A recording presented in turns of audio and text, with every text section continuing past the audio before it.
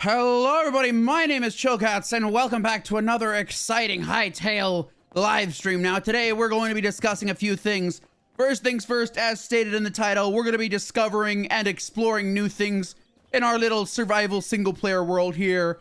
And then about midway through the live stream, we're going to move on into the discussion of server plans and ideas. And I would very much like to talk to the chat and stuff and, you know, get their ideas and opinions regarding stuff. I'd also like to show you what's been going on with the server I rented and the stuff I've been putting in motion in terms of setting up ranks and permissions. I've been working alongside some really helpful, kind people that I had help me with that. So we'll get into that about halfway through. Hey, what's up, Metanhastic? Welcome to the live stream. Welcome. Glad to have you here. So why don't we get on into it, fellas? So I got all this copper armor on, but what I want to do is get a decent amount of iron. I want to make some iron tools, iron weapons, and enough food, and then we can go explore. So that shouldn't take too long considering what we've been doing. So why don't we look for a new cave, and from there we can go into that new cave and get ourselves the iron and stuff. We have some copper already smelted, so we'll turn that into some copper tools real quick that we can use to better mine with. Let's see, which table was this table right here? I believe, yes, it was. Make one of those. Already got that there. Our copper pick. Okay, let's see. Oh yeah, I stored some. I forgot I've been storing materials in here. Yeah, I can't wait until they implement signs like officially so you can start labeling stuff more easily. I don't think signs are fully functional yet. In other news, update 2 launched. I have the patch notes open right next to me. We're going to be discussing that a bit while we get going here. So give me one moment here. So in terms of update 2, it's a little bit more of the same. They did a lot of patches, bug fixing, stuff like that, balancing weaponry, ores, and stuff like that. They've also put in place the documentation required for modders to start working with and planning when World Gen V2 comes out for this game, which I'm heavily looking forward to. I'm really looking forward to. How's it going? I'm okay. I hope you're doing well today, Metin. Sorry about the delay. I had a bit of nausea, so I just wanted to lay down a bit, you know, just so I could collect myself. I'm not sure what it's connected to, honestly. I do go through things weekly regarding certain things. I don't want to get too much into it. It's more of a personal matter, and you know, I don't want to dump that on my audience. I'd rather just focus on the positives and playing the live stream. So why don't we go look for a new cave? Because we've already heavily explored that cave.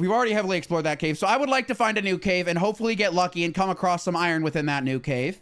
So I'm really excited for that. Oh, another thing I should note, which has been causing me a little difficulty, was my OCD has been a little bit of a challenge lately.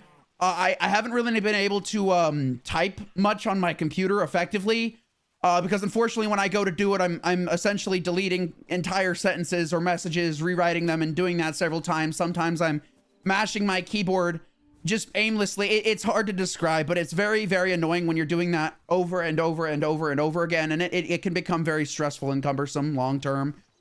I try my best to cope with it, to cope with what's going on. Like right now, as you see it, it's just sort of, it's kind of tricky right now with that regard. So I have found a workaround, and that is essentially I watch the video on my computer, and then I make all the edits I want by dictating via my phone through the YouTube Studio app to edit descriptions and stuff like that. So that's a little easier for me.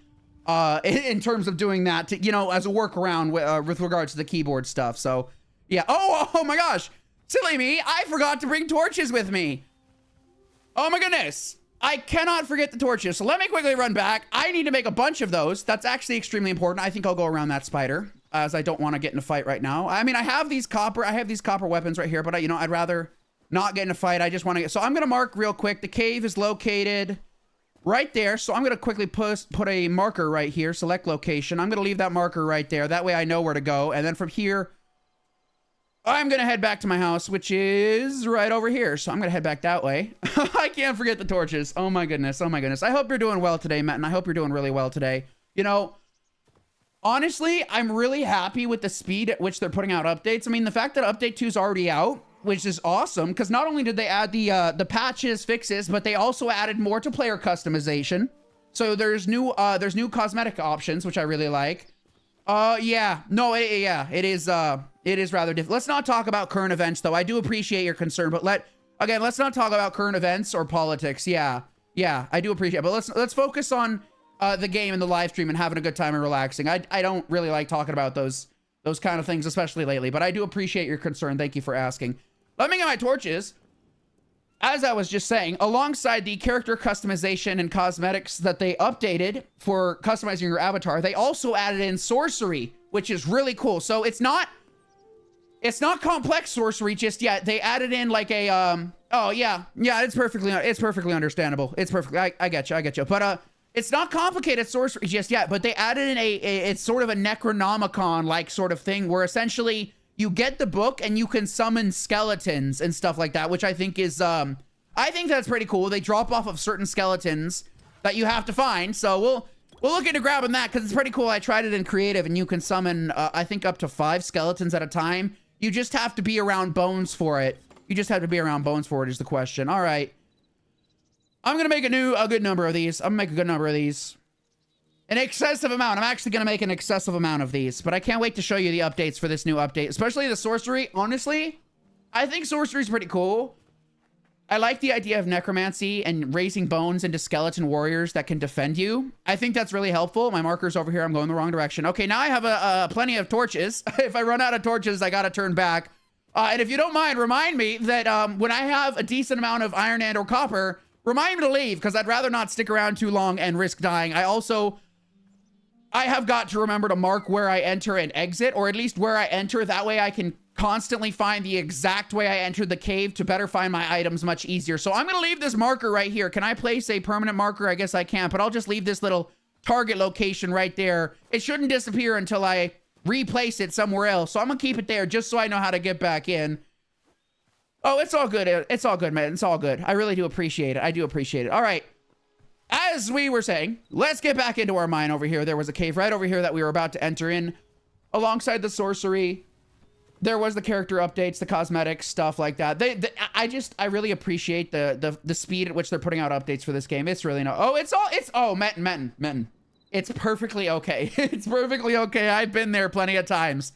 It's perfectly okay. It's perfect. Coughs are no. Well, that's a big fat disappointment. That's a big fat oh my goodness, what a major disappointment. I thought I was going into a cave. No, I just went into a straight hole. There is no cave here. It just ends right there. Okay, big disappointment right there, folks, already. Let's go find out. Okay, what was that? What was what? What was that? What was what?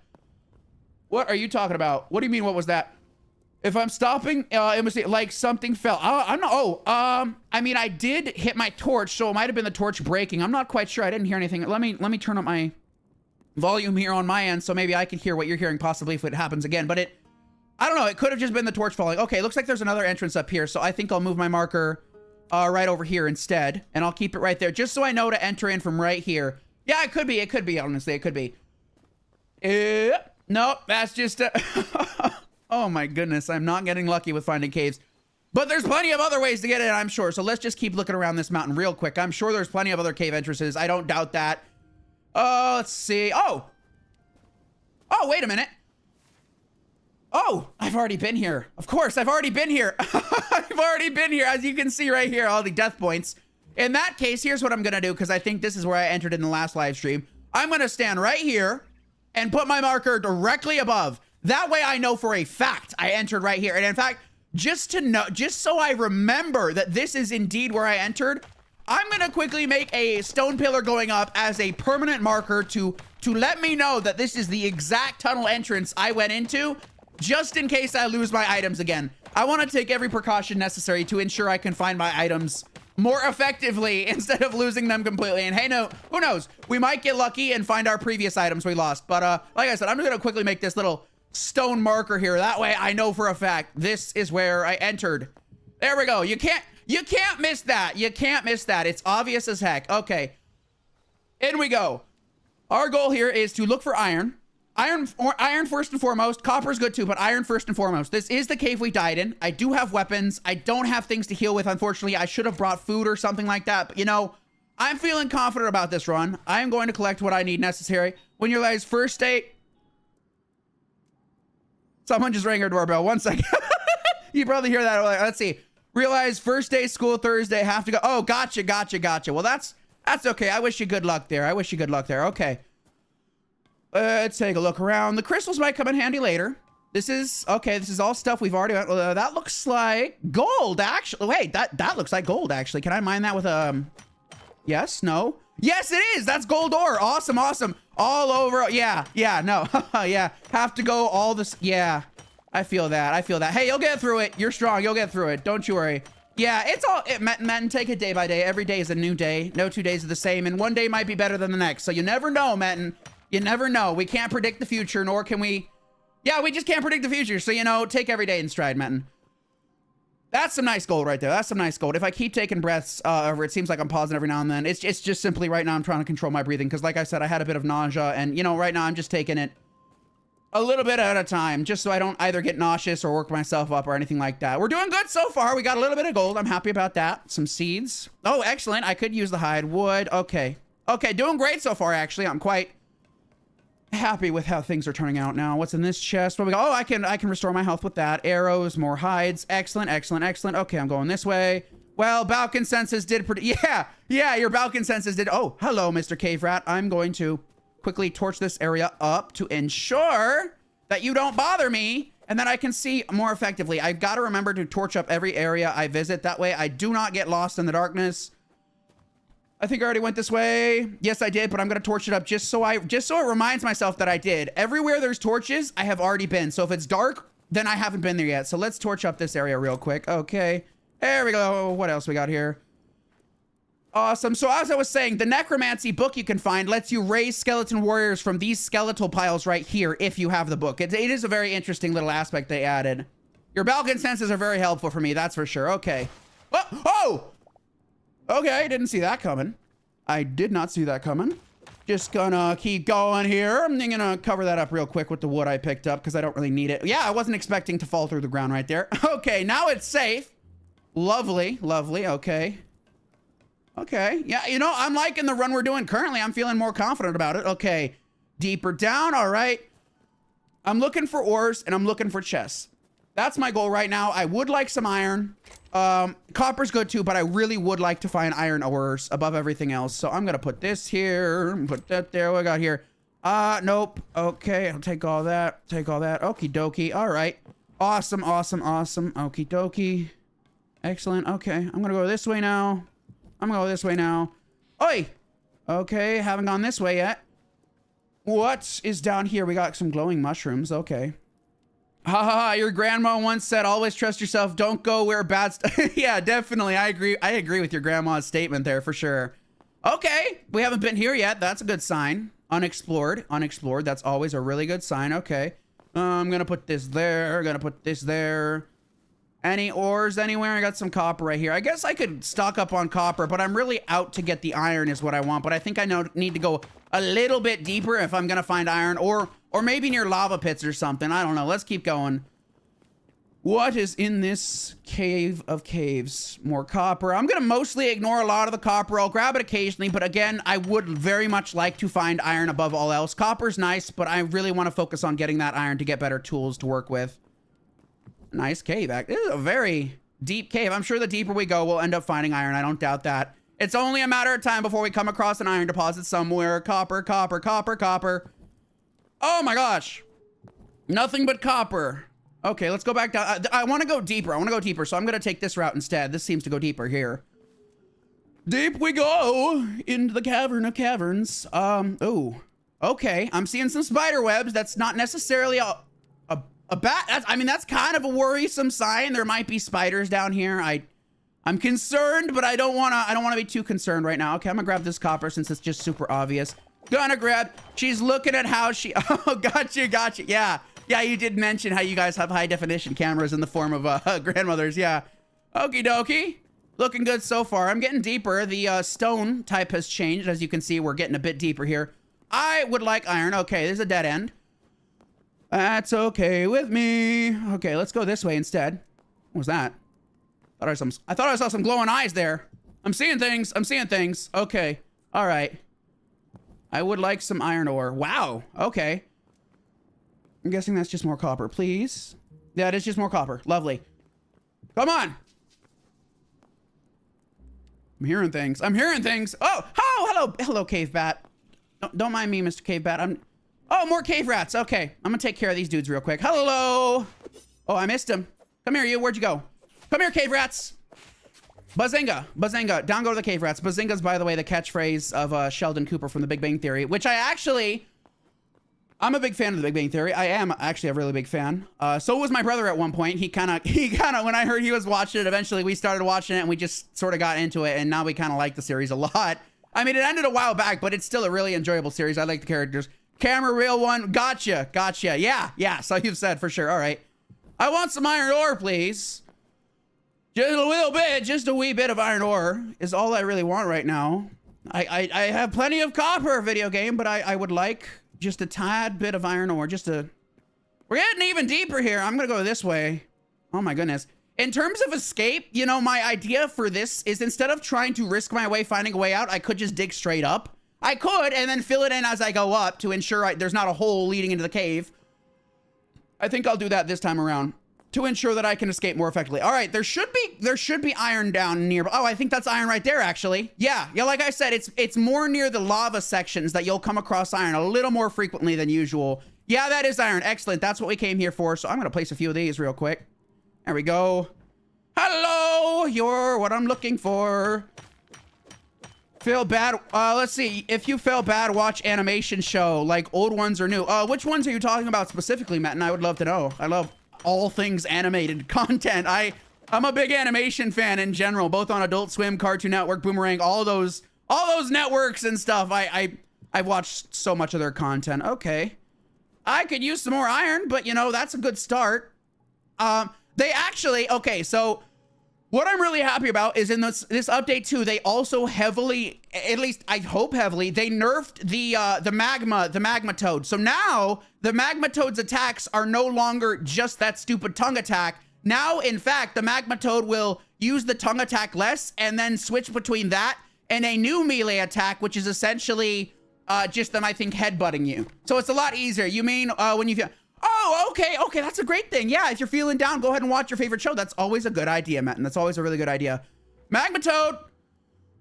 Okay, before I go down in this lava section, I'm gonna look around one more, because as you saw, the iron was nearby it, so I'm gonna look around just a bit more before I decide to delve into the dangers of that lava area. So let me quickly torch the area up here. I think there was other areas that we could have gone before we take the lava route. I'd like to cover all my bases here and make sure I explore every inch of this cavern before I decide to risk my life in the lava areas.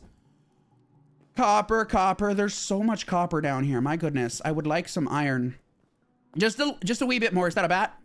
Okay, that's just a bat. We're okay. That's just a bat. Just a bat, folks. Just a bat. We're okay. What else? Okay. Hello, bats. They don't seem to want to harm me. Okay. Maybe I will need to go down there to find the iron. Let me check one more time. If not, I will go down to the lava zone. But again, I don't want to risk my items just yet. I'd like to explore all this upper area before, you know, risking it down in the lava section. So I'm going to quickly keep torching up the place. Oh, this looks like a safer way to get down there, actually. Perhaps, maybe. I don't know. Question mark. We'll find out. Torch. More copper. So much. Hey, stop it. Leave me alone. Leave me alone. I'm busy. At least the bats aren't as aggressive as those silly cave rats. Okay, this, again, not the, I guess it's not really that safe a way, but I'll try to cobble my way down as best I can here. Let's see. What route can I take here to get down safe? You know, I think I'll just go the way I was already doing. Because again, oh, good. Look at that. That's exactly what I wanted. I'm going to put a torch right there, and I'm gonna mine it. I just came yeah, definitely. As kid, you meant for a kid and your friends would walk in the forest, there was a hill, oh, that's so awesome. I actually used to what we do in my old neighborhood is essentially we'd all take scraps of cardboard, like big long scraps of cardboard, and we would slide down a grass hill that my neighbor had. It was a really fun time, because cardboard sliding down grass hills is a really fun pastime of mine. We did it quite frequently. I think especially during the summertime is when we do it a lot, but we did it quite frequently. It was quite enjoyable for all of us, for sure. Okay, you know what? I think my best bet here is to try and find a way. You know what? I think I know what to do here. If I can just... Okay, that's a start. I just want to make like a safety staircase to go down slowly. Oh, you did it. Oh, snow's even better. Okay, so we didn't have snow, so the only thing we had was grass, but snow is 3 times as awesome. I like the snow mainly because one, I didn't grow up in the snow, and two, it's been a long time since I've even visited the snow. So I do very much like the snow. Oh, some really good times with the snow. I like snowball fights, snowmen, all that fun stuff. At one point, we did get this little thing. It was like a perfect snowball maker. It was essentially like a plastic mold, but it was in the shape of like tongs. So all you had to do was stick it into some soft snow and then close it, and it would make a perfect snowball every single time. Oh my gosh, that was the best thing ever, because that, not only that, but you didn't have to worry about making them yourself. You could just stick it in the snow, clamp it down, pull it out, and boom, you got a perfectly spherical snowball every single time. It was amazing. Well, actually, there are parts of California that do get snow, but it's more the mountainous areas. But for the most part, a lot of California is desert heat and stuff like that. Do I have family in the East Coast? I'm not quite sure.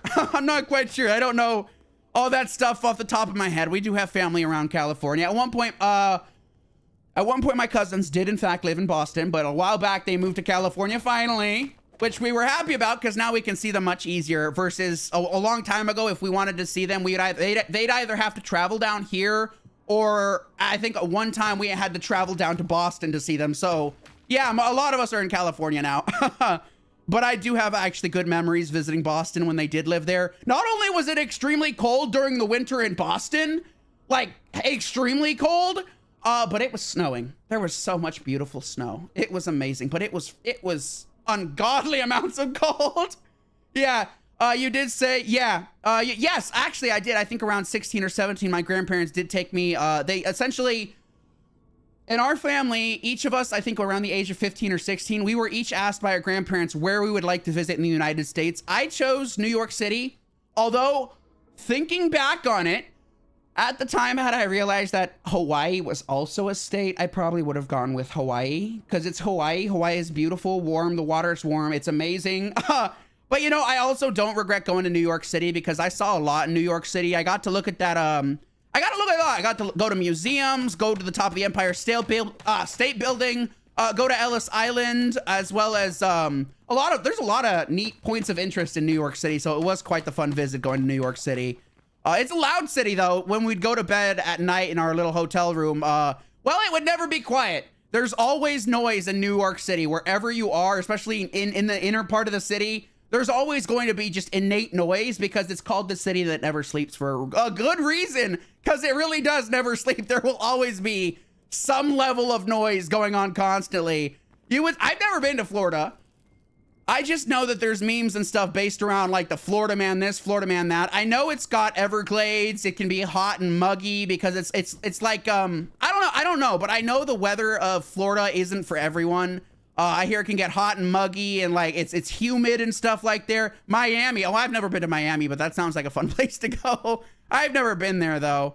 Okay, I'm just looking for iron right now because at this point I don't know if I'll find it in the lava section, but I'm being real careful right now because I do not want to die. Like that is copper. Oh gosh darn it. I just want some iron. I think that there's bound to be some down here. Oh, look at that. Speak of the devil, more. Hello. Okay, you're a goblin. So I'm gonna quickly push you into lava now, if I can. I just want to ensure that there's nothing around to hurt me while I'm acquiring the materials I want. I think Mr. Goblin was over here. Hi, there he is. Hello, Mr. Goblin. See that there's lava below him? I think I'll push Mr. Goblin into the lava if I can reach him. Mr. Goblin! Okay, you know what? I'll do it this way. Gotta break this right here. He's probably gonna rush me. Or not. I have no... Okay, it looks like he's... Oh, he's... Oh! Okay, all right. I should have brought a bow and arrow, but you know what? Actually, you know what I'm gonna do? I'm gonna have him come to me. Hey, Mr. Goblin, come this way, please. Right on this way, buddy. He's gonna rush me. There he goes! Come on! In the lava! Oh dear. Oh dear. Run. Goblin, leave me alone. I'm not ready. Oh boy. Okay, I think I got away. He didn't seem to chase me. Oh my gosh, that was a little too close for comfort. I'm gonna eat this food I found. Okay, wow. Miami, yeah, GTA 6. You got 56 likes for the comment. HBO. Oh, that's cool. That would be cool if HBO Max saw it, because honestly, it would be kind of cool. Crossovers are always fun, and I think... Oh dear. That's the thing that got nerfed, but are you kidding me? That is most certainly not a nerfed creature. You have got to be kidding me? Oh, dear God. Oh, dear God. Oh, my gosh. I think I'm safe. They did not nerf it as much as I thought they did, because that did a lot of damage to me. Oh, my gosh. Okay. I did not need that. Okay. Do I have... oh, good. I have health potions. Oh, thank goodness. I'm going to avoid that lava toad, because I do not like the lava toads. They are a pain in my ass. I mean, there's actually a lot of players who also agree lava toads can be a big fat pain. Okay, I think it's right over there. You just stay over there, Mr. Lava Toad. I'm gonna build a little bridge to skip over the lava toad, because good Lord, I do not enjoy those lava toads. They are a pain. Oh, you know what I'm gonna do? I'm gonna do this real quick. All right, good luck getting to me. Good luck getting to me. You can't. You can't. Nope. Cut you off. Bye-bye. Oh my gosh. I did not enjoy that. Okay, back to what I was doing over here. I think the goblin's gone though, which is good. Yeah, he's gone. Okay.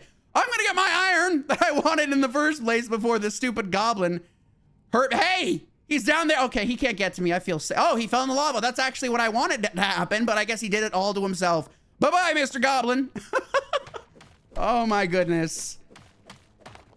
What was I gonna say? What was I? My bad. I'm talking at a million miles per hour. I'm thinking about all sorts of stuff. But go ahead and remind me. What do you mean? What was I gonna say? Oh my goodness. Sorry. I'm thinking about all sorts of stuff. I'm mainly focused on not dying down here at all and successfully gathering the materials I want without getting pushed into lava or killed.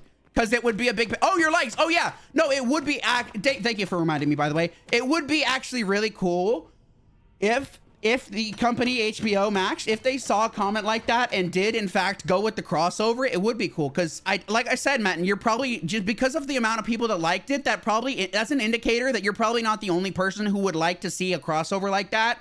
So that's really awesome that they noticed that. That's really awesome. Or not the company, but that's awesome that that many people liked it and agreed with your statement that it would be cool to have a crossover.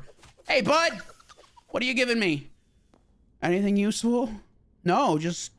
Okay. All right, you can burn up then. I think there was some more iron that I passed up around this section. Let me put some torches down again. Iron! Oh, I'm going to avoid him right now. I don't have the equipment to fight him just yet. Lava toads are over there. I'm getting better at doing this a lot safer instead of death immediately. Is that more iron? Yes, that is more iron. Yes, please. Thank you, thank you, thank you. Deadpool is Marvel. Yeah. Yeah, definitely.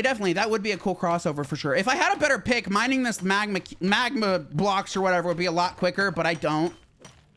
I mine the iron effectively, but the magma, all the magma variants of blocks, I do not mine nearly as effectively. If I had a better pick, I would. Okay. All right. How much iron I got right now? Oops. My bad. How much? 11. I want to get at least, I'd say, a stack and a half of iron, and then from there, I'm literally just gonna dig straight up. Like I said, that's like my emergency quick escape plan. Because I don't want to risk trying to make my way back and hope and probably get killed in the process. So that my emergency escape plan here is to use all the blocks I've collected to straight dig upward and escape just in an instant. That's my plan here, just so I am guaranteed survival. I think that's more iron right there. Okay, I'm gonna grab that iron right there. Come here, you. Come here, you. I could use you. Not bad or good. Anti-hero. They respect character. Yeah, it would be cool. He's not bad or good. He is, in fact, an anti-hero. You are correct there. He is considered an anti-hero. He's neither a hero nor is he technically a villain. He's like a gray area middle ground, if anything, because he's not a bad person, but he also doesn't play by the rules. I mean, it's Deadpool. And it's just, oh, hey, look at that. Epic. Wasn't expecting to run into more iron, but you know what?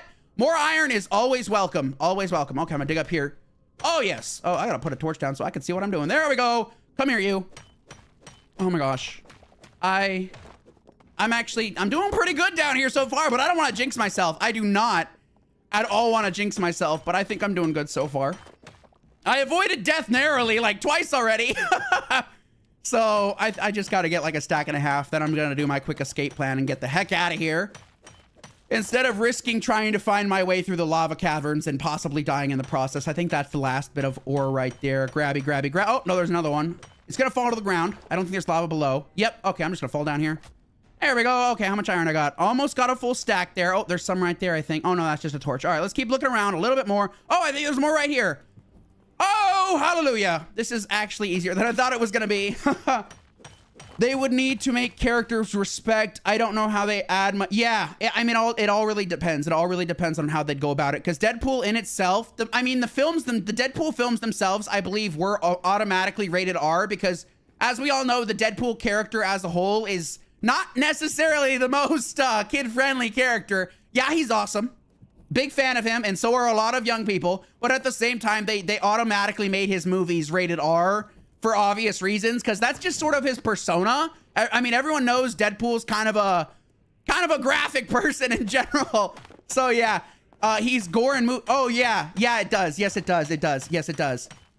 It does. But I just think in general, I think it's a good idea because it's a big indicator of they're just being truthful about it. Because I think if they gave the Deadpool films like a PG-13 rating or anything other than R, I don't think it would truly reflect the magnitude and gravity of Deadpool, how he behaves, his character, what he does. I do appreciate them being more honest with the rating there, because I think an R rating does suit Deadpool in general, considering his background and just how he is as a character overall. But he is a cool character. Oh, I took out my torch. I have plenty more where that came from. Okie dokie, there we go. Oh, what is that? Oh my gosh, you scared me, little buddy. Oh, no, wait, that's a skull. That's one of those flying skull things. Well, just in case it decides to come back, you keep your distance. All right, fella, I got one stack of iron. I think, honestly, I think I'll call it here and just, leave at this point. I'm just going to leave the cave at this point because I'm kind of satisfied with the amount of iron I have, unless there's more in obvious spaces, which it looks like there is. So I just gotta not die. Okay, he's coming this way. Hey, bud. Oh, dear. Oh, dear. Okay. That's not what I wanted. Oh, God. Nope. That is the opposite of what I wanted. So in this case, I'm not even gonna risk dying until I have better equipment. So like I said, I'm gonna do my emergency escape plan here and just straight tunnel out and up. Like, I want to get more iron because I see there's a bunch more ores placed down, but I don't want to die again. So I'm not gonna risk it. I'm not playing risk this time. I'm just gonna play it safe and exit the cave right now until I have better equipment. Yeah, it would be cool, but bro, if they accept your car, yeah, that would be pretty cool. That would be pretty cool. There has been instances of big companies essentially noticing fans' comments or ideas and then coming forward and saying, can we implement this? Actually, I believe Marvel Cinematic Universe, they put out, I think, a monetary reward for someone who could write a decent idea as to why I think one of the characters in specifically, I think he disappeared throughout the movies, and now they want someone to write for them an idea that explains why he didn't show up. I don't know the name of the character. I'm not sure if you heard about it, Metin, but I did hear they were offering money for it because they themselves are struggling to figure out a way to write a decent explanation to explain why that specific character from the movies isn't around anymore. And now they're looking to fans in the community. They're saying, hey, we'll pay you if you can come up with a very decent sounding explanation for as to why this character isn't there anymore. You can probably look into it, but I do know they're offering money to the person who can give them the best written, like, lore background explanation as to why the character doesn't exist anymore. So yeah, no, there has been instances where companies will actually reach out to their own fans and, ask them for help. And in this case, that's what they're doing. They're asking their community if they can give them a decent written explanation that makes sense to everyone to explain why a character is no longer in the films. I don't know the details. I don't know my details there, but I would come across articles and stuff like that occasionally while scrolling my Instagram. Bro, I'm happy with what we did in this cave. I'm really happy with it. I feel like I accomplished something and didn't die this time. Hey, that's also pretty decent. Okay, so something to note here. I believe in Minecraft, when you place a torch on a wall like this, so I'm gonna place it on the wall. Usually in Minecraft, if I'm not mistaken, when you want to place a block where the torch is, you first have to destroy the torch and then place the block. But if you look here, I'm able to place the block even with the torch there, so it just automatically gets rid of the torch. That's a nice little touch, honestly. It's just one more thing you don't have to do yourself. And honestly, I kind of appreciate that because now I don't have to worry about doing that. It's an extra step you don't have to do yourself. So I do appreciate that. That little thing, it's little details like that I do appreciate. I do appreciate little details here and there that make certain things, certain tasks a little bit easier and get rid of one or two steps within the task itself. So I'm very happy about that. My pick's almost broke, but luckily I have this stone. Oh, hey, I think we're almost out of this. That's another cave. Okay. Okay. Oh boy. Not good. Okay. Maybe I'll just, you know, keep digging upward. Like I said, I do not want to risk death because I don't even know where this cave leads or ends or anything. But just in case, I'm going to put a few torches just around so I can see where I am. Oh, does this go up? No. Oh, that's, nope. This is where the spiders were. Okay. You know what? I think I'll just skip over the spiders. Where did I? Oh dear. You know what? I'm just going to keep going up. I'm going to skip past the spiders because they're probably going to kill me real quick. So I'm going to skip past those suckers and just keep going on my way here. We can come back eventually when we have really good gear and stuff to fight all these underground monsters. But right now, yes, I have. And I will be scheduling it. Yes, I will be scheduling it. Yes. But it honestly, Matt, I'm going to be completely honest with you first. So, one, I am fully aware the Mortuary Assistant is an extremely terrifying experience. Two, I have played horror games before. I played plenty of them at this point on this channel. But the Mortuary's Assistant might be overkill. I'll play it. I'll give it a shot. Depending on how it goes, how I'm feeling afterwards, I may continue it. I will give it a shot. Though. I will. But I can't guarantee I'll keep going depending on how it makes me feel. Because like, I've mentioned in the past, I deal with anxiety and stuff like that, coupled with the two things I deal with, those. So yeah, it does. So we'll see. You know what? I'll give it a shot, man. I will schedule it and give it a shot, and we'll see how I'm feeling during, after, and stuff like that. And if it turns out okay, I'll keep playing it. But again, it's mainly because of how extreme the jump scares and horror aspect of that game in particular is. I do hope you understand, Matt, but I will be giving it a shot just because, you know, I like trying new games on this channel, and I'm totally willing to go outside of my comfort zone for specific games, mainly this game, because I know a lot of people think the Mortuary's Assistant is a really good game, and I do agree with them. It's good. I played it a little bit on my Steam Deck just to get a preview of it, and it's quite the game. It's quite the game. I think I'm almost out of this dang cave. I went pretty deep, but I'm hoping I'm almost out of here. Oh my golly. I am hoping I am almost out of here. Almost. We almost out of this. Come on. A little bit more. I hear wolves. That's not a good thing. I hear wolves. I think I'm near the surface, and I think it's nighttime. So odds are those are wolves. Okay. What could possibly go wrong? I'm just hearing growling nearby. You know what? I'm gonna play it safe and see if I can peek over without them actually accessing me, but I'm a bit worried because I'm hearing growling, so I'm hoping it's not a wolf or something worse. Or a werewolf, I don't honestly know. But I'm hoping it's something that won't immediately kill me. Or at least something that I can outrun effectively. Maybe it's just a wolf, fingers crossed. But again, I'm worried. I don't know why that growling was happening. I could also be near a dungeon. I don't know how deep I went. That's why, okay, I'm gonna keep digging straight up. Oh, I think I'm at the surface now. I think I'm at surface level now, which means the wolves are just beyond the dirt section. So I gotta be prepared here because I don't know where they are, how many there are. I have no idea. So let's see here. Could play, you had someone in the room. Yeah, maybe, yeah, probably in the room game. Yeah, it could be alone. Yeah, I could play it during the day or something like that. I don't know. I'll figure it out, but I will try it for you, Menton. Okay. Wolves? Okay. I do not see any wolves. How close are we from our... Oh, thank goodness. Okay. Oh my gosh. Okay, I heard... Oh, there's the wolves. Oh dear. Okay. They didn't notice me, thank goodness. See, I told you. Okay, so it wasn't werewolves, but it was black wolves. Okay, lovely. Oh, thank goodness they didn't notice me. But again, when I started hearing wolves growling, I was panicking because I didn't know how many I was going to come across when I hit the surface. But in this case, everything's okay. Oh my goodness. And my house is right there. Oh my gosh, I'm so happy. Oh, who's that? Hey, stay away from me, buddy. People play a lot of Mortuary's Assistant. Yeah, actually, I'm going to be watching the movie. If anything, I'm going to watch the movie. Hey, buddy. Chill out. Leave me alone, please. I know you're a basic skeleton, but can you give me a break? Okay, well, you're gone now.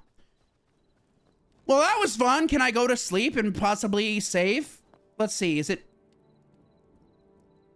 Oh, yes. Okay, I can sleep. Oh, my gosh. Well, mission accomplished for our mining journey. Now I can make my gear and we can do a little exploration. Hopefully, I gathered enough iron to make at least a set of iron armor and perhaps 1 or 2 iron weapons. I have no idea though, but let's get it smelted and see what we're working with here. I think I have a bunch of, I'm gonna go back up here because I remember I chopped a bunch of wood and I'm just gonna be going through wood right now until I make a sufficient amount of like, of charcoal from just the wood smelting. I think I'll just use the wood I've been gathering. Which chest did I put it in? Unless I have to go chop more, that's probably the case. Okay, then I'll go chop more wood. I'll go chop more wood. Let me quickly go do that because I had a bunch, but now I don't. So I'm gonna go chop some more right over here real quick. I do like how easy it is to chop trees in this game. It is very nice. It is very nice. I do very much enjoy it. Okay, there we go. Excellent. Excellent, excellent, excellent. Awesome. Oh yes, tree chopping is a joy in this game. Yes, yes, I would like to see the Mortuary Assistant movie. It does look like a very interesting horror movie. If there's one thing I do enjoy, it's horror movies. Horror games are a different thing for me entirely because I'm experiencing it and playing through it. But a horror movie, I do like horror movies. I do like them quite a bit. I enjoy them. I do enjoy them a lot. I think my favorite horror movie that I've seen in recent months is, again, the It movies. Yeah, it's been out for a while. I enjoyed It. I enjoyed It 2. And then I enjoyed watching the prequel series that they released recently called It Welcome to Derry. Those are my favorite horror movies that I've watched most recently. Because again, I really like the It clown in the sense that I like how terrifying his presence is. That, and he's not necessarily a demon. He's actually a cosmic entity. If you've read the books or know anything about the lore of It, you'll know that it's not a demon, but in fact an interstellar cosmic entity that arrived on a comet. That's not spoilers or anything. That's just part of the book and the lore behind him. He's not from this planet. He's not from this planet, and he's not a demon. He's some sort of cosmic being of sorts. So that's very interesting. For quite a while, I thought it was some sort of demon, but no, not a demon. Complete opposite, actually. It isn't even from Earth. So there's that. Let's see here. Did I ever play Ganny Game before? Actually, I heard a lot of people played it. I do remember seeing it on the App Store a long time ago. You don't like horror movies, also games, but a lot of people play. So yeah, I mean, Kolombo, yeah, definitely Kolombo, yeah. Kolombo, actually, we're gonna be having another raft live stream real soon. I checked in with Kolombo. I'm gonna be scheduling it for, I think the 29th is what I'm gonna be scheduling it for. So I'm looking forward to that quite a bit. I really am. I do enjoy playing raft, and I'm excited to continue with Kolombo. Kolombo's already on board. He's already got he's already got the day marked out, and I'm gonna be putting that on the schedule directly after this live stream as well. Okay, I got my fuel. I'm gonna put it in here and start cooking my wood. No, cooking my wood. Burning wood, whatever you want to call it. I'm cooking the wood to smelt the iron. Dan, you haven't? Yeah, he's been busy with his life. He has a lot of stuff going on in his life. So I'm giving him space. I'm not really pressing him for much in terms of being present on live streams frequently, stuff like that. But I will communicate with him in terms of if he'd like to get another group live stream going. He's just got personal stuff going on in his life, and I like to respect what people have going on in their lives and not really pressure them to do stuff for me, especially if they have personal stuff going on in their life. I'd rather give them the space they need, however much space that is, just so they can handle it and don't feel pressured by me for it. So that's mainly why, but things are looking up for him lately, so I'm really happy about that. But I'll check in with him. He's a really great guy. He's a really great guy, and it's an absolute pleasure to know him. It really is. Daniel is by far a really big gentleman. He's been very helpful on my live streams, very helpful for my channel. He's just an overall really helpful and kind person, and I can't, I don't know. I don't know how to explain how grateful I am to have met, and now gotten to know so well Daniel. So he's a really nice person, and I do appreciate his presence on my channel, live streams, and just in general. He's really awesome. Okay, that's smelting. I'm going to put away resources I collected here. I can smelt that later. Okay, I'm going to put that in there. Leathers. I got to turn the leathers, of course. I got to turn the leathers, so I have a station over here to make the leathers to what I need. Okay, cooking that. Did I make 2 of them? I did make 2 of them. But there's only 1 here, so at that point, I might as well just put them both in there and save myself the time. Once that's done, I will take that out and put it in the chest here. How much we got smelted? It's going quite slow. I think depending on what you put in there is how fast it will go. Although, no, actually, no. If you upgrade it, although I think that either that increases the speed or it gives you another cooking slot. I can't quite remember. But okay, let's see. I got how much iron now? 7 pieces. Let's grab all the iron we have right now and see what we can make in terms of armor. because I would very much like some iron armor. All right. Oh, we just need light leather scraps. Okay, I have not many. Okay, with that being said, now my next objective is to go out and get leather, but it looks like we're already making some right now, but, well, that's cooking, actually. Well, it's making us the leather. I'm going to clear my inventory a bit and go out and hunt some animals and gather a lot more leather scraps, so I should probably also... Where did I say I'm gonna store the seeds in here? Okay, I gotta go smelt the gold ore as well. I guess I'll put the unsmelted and smelted ores in here. Just all ores and stuff in general that you smelt. I'll put that away. I could cook the raw meat too to give me health. What we got here? Stamina potions. Okay, I'll take that. Sap for torches. I'll put that in there as well. I'm trying to keep as organized as I possibly can here, because I'm a very disorganized person quite frequently. Okay, I'm gonna dump off these blocks right here. Which one was it? That one right there. Dumpity dump. Bone fragments. I'll put those in there. Stone pebbles. Put those in there. What else? That goes down there. Okay.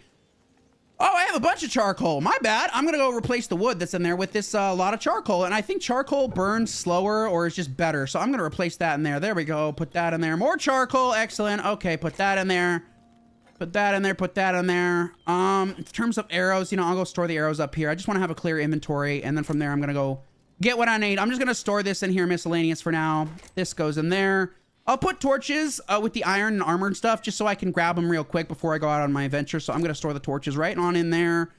Okay. Okay. All right. Looking good. I'm going to go out now and see if I can get some pelts, a decent amount of pelts, because I do need pelts to make a lot of leather, because leather is extremely important in making the very armored varieties like heavy, medium, light, stuff like that. And those are the different types of pelts. So let's see if we can look for some animals to give us some spare pelts. It's not that hard. They actually recently... I think in update 2, they also updated what animals drop what types of pelts. So we'll find out. We'll find out. We also have a little bit of armor on, so we're kind of safe. Plus, it's bright and shiny, nice daytime, so we're safe for the most part.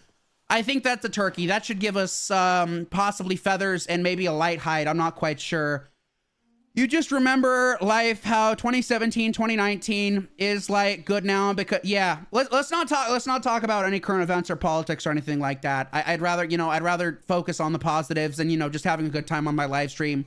I'd very much appreciate it if we just don't mention politics or anything like that at all. It's mainly to protect my mental health, and just because I really don't like discussing it on my live streams in general. It's difficult. Politics in general make me uncomfortable. Especially lately. So I'd rather just focus on the positives. But yeah, I agree. I mean, those were different times. 2017, 2019, much different times.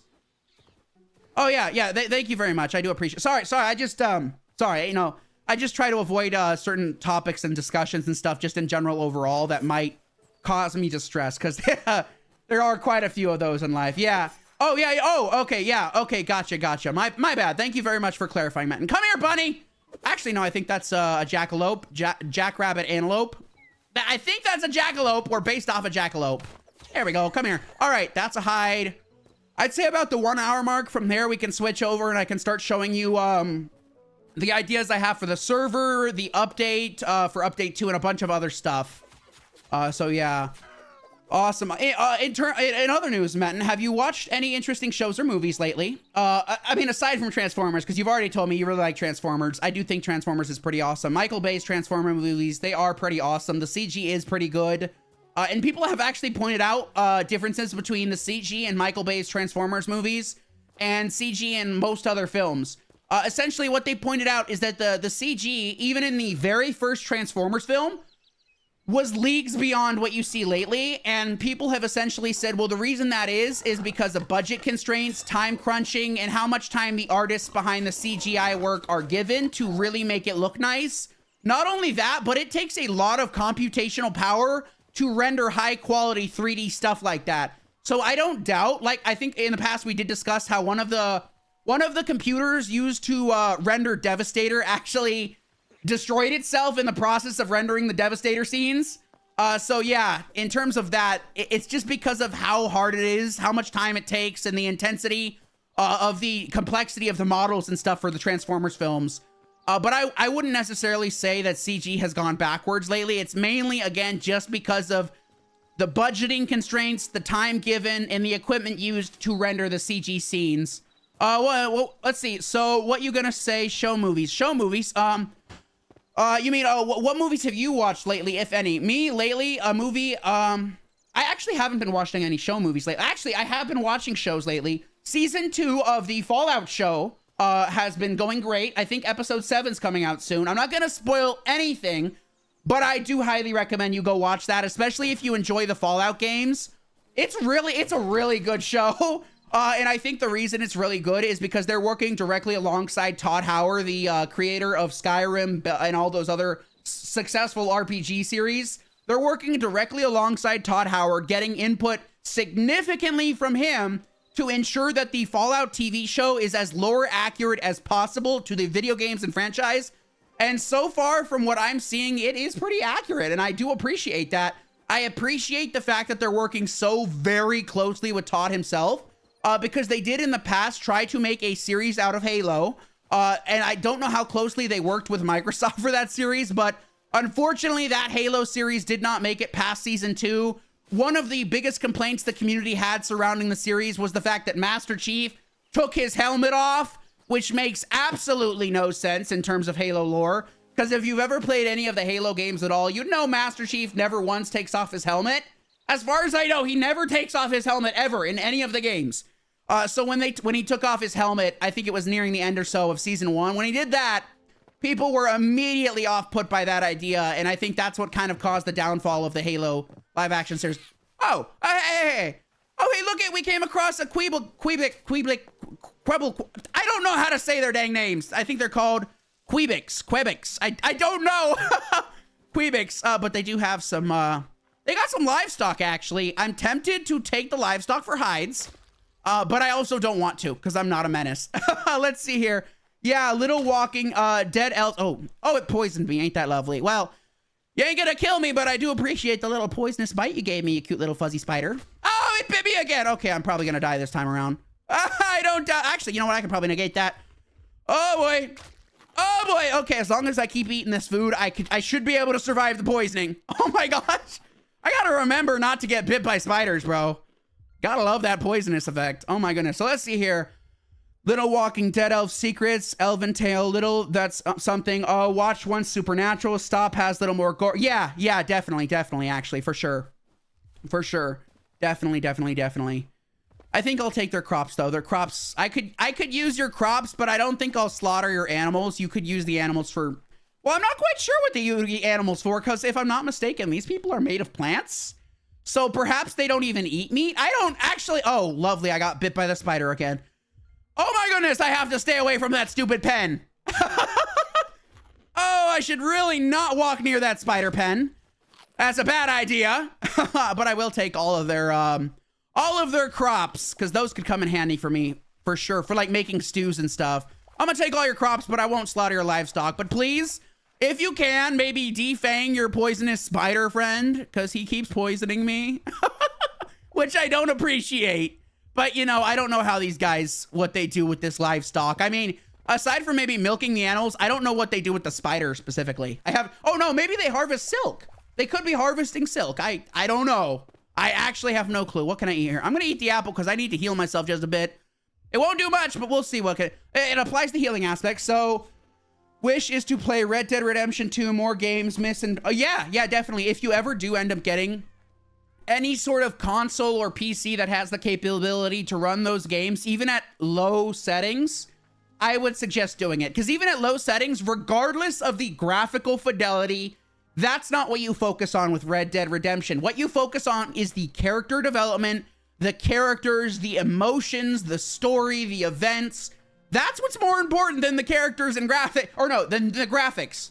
I mean, graphics are great, but again, it's all about the story. Definitely. No, definitely. If you're very interested in those games, by all means, eventually, if you do end up getting a job, look into that. Because you're more of a PlayStation player. Have you, what sort of PlayStation consoles have you owned? In my lifetime, I've only ever owned a PS2. And then a long time into the future, I'd say about 1 to 2 years into my job, I had a PS5, but then I ended up giving it to my cousin because I realized, why do I need a PS5 when I already have a very high-end PC? But I've only ever owned a PlayStation 2 and a PS5. And then at one point before the PS2, I did own an original Xbox system. Like the very first Xbox is just called Xbox. Those are really old, actually. Not many people know of their existence anymore because they are quite old. It's the very first one. I think they released it around 1999 or 2000, early 2000s, but it's been a long time since that's ever been relevant. Let's see here. PC is good, but yeah, you are true there. PC is more of a long-term investment. Console is more of a quick way to get access and into video gaming without spending a lot of money on a PC parts and stuff like that and maintenance. Yes, definitely. I need to find any more crops. I've been looking around and talking at the same time. I'm multitasking. I'm getting as many of their crops or whatever they're growing in general. Oh, buddy. So you do realize there is a poisonous spider in there with you, but I suppose since they're plant people, maybe the spider doesn't even recognize them as a living creature. I don't know. Oh, hey, look at that. Don't mind if I do. I'll take all of this. Thank you very much. What else? I would like to get... Oh, there's even a cave by here. I would like to put a marker down. I'm sure eventually I'll figure out how to do that more effectively. But let me keep looking around one more time. I just want to get as much food and just anything as possible from here before I leave. Maybe, I think they have a trader in here, perhaps. Although, yeah, I think the trader is this one. Let's see here. What are you trading? Oh, you cost... Oh, you trade for life essence. How many am I carrying right now? Only 17. Okay, okay. They sell... I think they sell... Yeah, they sell a recipe, but I don't have enough for that. Oh, I need to make the... That's what you use the greater life essence for, to buy the recipe they sell here. Recipe of pumpkin pie, but I can also just straight up buy the pumpkin pie they have. It says I have... Oh, I have 117. Wait. Oh, I forgot I have a bunch more. Okay. Can I... No, I'd probably need a crafting. In that case, I'm going to buy... Spice. I can use all of this stuff in conjunction to make pumpkin pies and stuff like that. So I'm gonna buy a little bit of everything here, and probably not. Hopefully I don't blow through. I probably just did. I'm gonna finish it off with vegetable skewers. I'll take a bit of that. Okay. Thanks for the food. I think outside of that, I've gotten a decent amount of supplies from their village. So let's go back to our how much we've also been collecting hide. We got okay. All right, if we find any more animals along the way back to our spawn point, where is it at? Where is it at? It's right over there. So I'm going to go this direction. I am going to kill them to get more hides if we happen to come across them. But how convenient is it that we ran into this amazing little friendly village? Thank you guys for giving me what I need to survive in this. Ah! Oh boy! Oh boy! Please leave me alone. I don't know how long that thing's going to be chasing me. It's kind of hard sometimes to escape certain animals because they'll just keep pursuing you to the end of the earth. I think I might be able to escape him right here, but good lord. Nope, he's swimming. He's swimming. Okay, bud. Okay, I think yeah, okay. Oh my gosh. I do not like running into big bears. So you had a PS3, you played The Last of Us, GTA San Andreas 5, OG Call of Duty. Oh, those are some great games. Those are some really great games. Brother's always playing, didn't listen, that had a problem. Okay, gotcha, PS3, gotcha. Hey, what do you think of the original Call of Duty games? Let me get your opinion on those. I don't have much experience with them. I was not allowed to play M games at the time when those were relevant and popular and being released. But I do know the original Call of Duty series, Modern Warfare 1 through 3, and the original Black Ops titles are considered by a majority of people superior in every single way. Where did I put my weapons? I think I'll just escape them instead. Buddy! Oh dear, it's raining. Oh, good. Let me switch to my weapons here so I can get rid of this dude. I think I put them away. My bad. Okay. In that case, oh no, they're right here. Silly me. Okay, come here, bunny. I just need more hide. Thank you very much. Thank you. Appreciate it. Okay, it's raining. I don't like the rain. What are those? Oh, hey, look at that. I thought those were more bears. No, these are cows, actually. I think you can... Yeah, if I get a bucket, I can get milk from these. As you see, they have udders. So... since I can't do that, I think I'll go about getting their hides instead. Looks like there's a good number of them. And thankfully, they don't have a pack mentality. So if I attack one, the rest just sort of run away. I'm happy about that. Because there are certain games where if you attack one of the pack, the whole thing comes after you. So that's not always a good thing. Oh my goodness. Okay, come here, you. What kind of hide are you dropping anyways? Oh, medium hide. You'll probably give me light hide, I'm sure of it. Bro, OG COD is like you put it, good pair of yeah, definitely. It was a different time. What do you get me? Medium hide? Okay, that's fine with me. I'm not gonna kill the baby because the baby will eventually grow into an adult and probably make more of them. So I'm just gonna leave the baby alone. Squirrel, I don't think these give you hide at all, actually. But I'm gonna do it anyways. Yeah, they don't give you anything, actually. There's another cow. I'm gonna take out this cow. Give me your hide, please. I need as much as I can get for armor purposes. Don't worry, you'll respawn. That's how this game works. It's not like you're dead forever. Okay, all right. I think that's a good amount there. How much am I working with here? Okay, all right. If I come across any other creatures that give me light hide of any kind, I'm going to take them out. Because I do want light hide right now. Medium hide's good, but for now, I want the light hides to make my iron armor. I think I got a decent amount right now, though. I think I'm okay there. I'm gonna grab this wheat, too. Wheat! Wheat! Okay, let's see here. Yeah, OG Call of Duty's amazing. I really, really, really heavily appreciate the OG Call of Duty games. There's my house. But only COD I like. That okay, new. Let's see. New is COD World War II. COD World War II is incredible. Yes, COD World War II is incredible. Modern Warfare 2019 is also good. Those are both really great games. I really have a lot of fond memories of both of them. But yeah, I do agree with them. After that, it just sort of slowly fell off from there. That's for sure. I'm gonna store all my food in here. Just any and all food. Mushrooms, meats, okay, salts, ingredients. I'll keep the life essence with my crafting stuff. What else? Wheat. What else we got here? Cotton. Okay, I'm gonna put all this stuff away, actually. Cat mushrooms. What else? Glowing mushrooms. Every bit of food I'm just gonna store in here for now. Spices. Put that away. Dark feathers. Okay. Excellent, excellent, excellent. Let's see here. There's COD 4 and MW2 remastered. Oh yeah, I did hear about those did good as well. Although I did hear they had some security flaws currently. Or maybe I'm wrong, but I believe one of the remasters for Modern Warfare actually still has a lot of existing security flaws that are bothering a lot of players, and it kind of makes the game itself unplayable to a heavy extent because I don't know the details, but I do think it has to do with remote code execution and how a lot of people were experiencing that and having their computers hacked and stuff like that. It's not good in general. You could play OG MW2. Yeah. Oh, okay. That's cool. That's cool. Yeah. That's a much safer option. If it doesn't even have online. Yeah. No, the OG Modern Warfare campaign, I'm sure it is. Yeah, for sure. For sure. Okay. I think I have a decent amount now. Let me grab my iron here. Please let me make iron armor. Let's see here. Armor bench over here. My bad. Only MW2 remastered had. Oh, yeah. Yeah. It was the campaign remastered. You're right. Okay. Let's see here. There's my tools. There's my tools. I'm going to make one of these. One of these. One of these. And what's that? Used to alter the appearance of structure blocks. What? I've never... Okay. I think I need to hover over it while it's being crafted. So let's see here. Oh yeah, see, okay. I got to stay on it while it's crafting. Okay. I thought I could just click through and craft them one by one, but no, I got to stay on the actual item to craft it. Okay. There's our decent set of iron armor. I'm also going to make a good number of these, or maybe just 2 of them. Then I'm going to work on, as well as, I think I have stuff smelting still. No, actually, I don't. I gotta remember to smelt stuff. I'm gonna smelt this while I'm at it. Oh, I already have a bunch of iron ingots. Okay, let's see if I can make some decent iron armor now. Let's see here. Yeah, I mean, COD 4 is good. See, yeah, the remakes. I've heard the remakes are fun for sure. Okay, looks like I can only make... Oh, I would like to make chest plate. What am I missing? Light leathers. And oh, I need 1 more iron ingot. How unlucky. How unlucky. I think I'll save my iron for now. Just until I can make an entire complete set of tools and armor out of iron without having to gather more. But here's what I'm going to do first. I'm going to, let's see here. I made 2 repair kits. So I think from here, I'm going to quickly repair my copper pick. I'm going to put my copper stuff. I think I have a couple broken, maybe 1 or 2 broken copper things up here. So let me repair, let's see, copper pick. I'll repair that. What's how my armor looking? That's okay. I think I stored it over here. So I'm going to store that there. I'm gonna hang on to the copper stuff. I'm gonna go through copper, and if I do need to use my iron at any point for a better type of ore, I will switch to it. I'm also gonna keep the repair kit on me. I'm gonna put all of these iron tools in my hotbar and get to work with those. I like iron tools.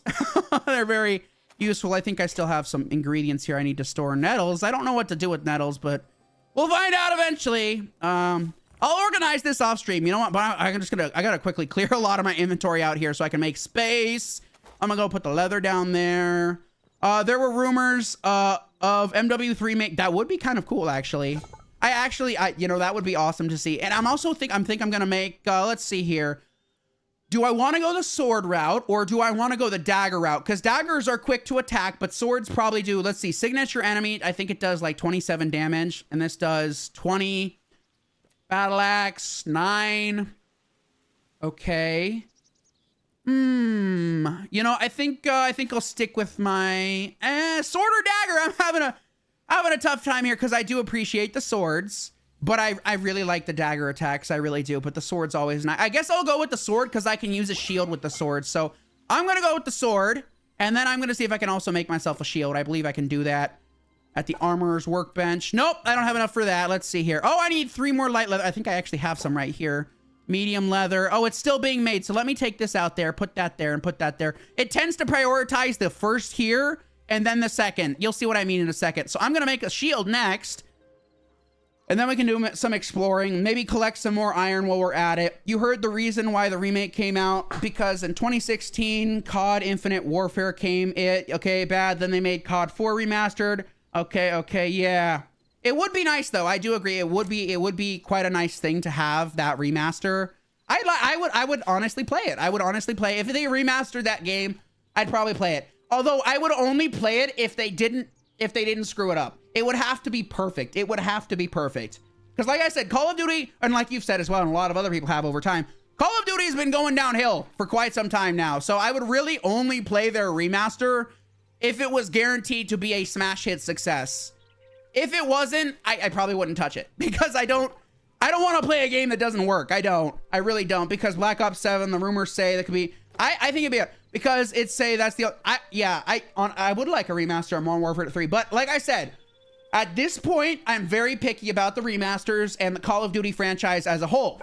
So essentially, if they were going to do that, I would need it to be perfect. It would need to have very positive reviews and never drop from that.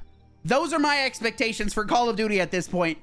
And I know it seems kind of unfair, but if you look at the track record that COD's had over the past couple of years, you'd understand why I have that sentiment. Because I'm just tired of them releasing a game, buying it, or at least I haven't bought a COD game in a while, but I'll explain. So I'm essentially tired of the idea of them releasing a Call of Duty game, buying it, playing it, and then suddenly it doesn't get good anymore.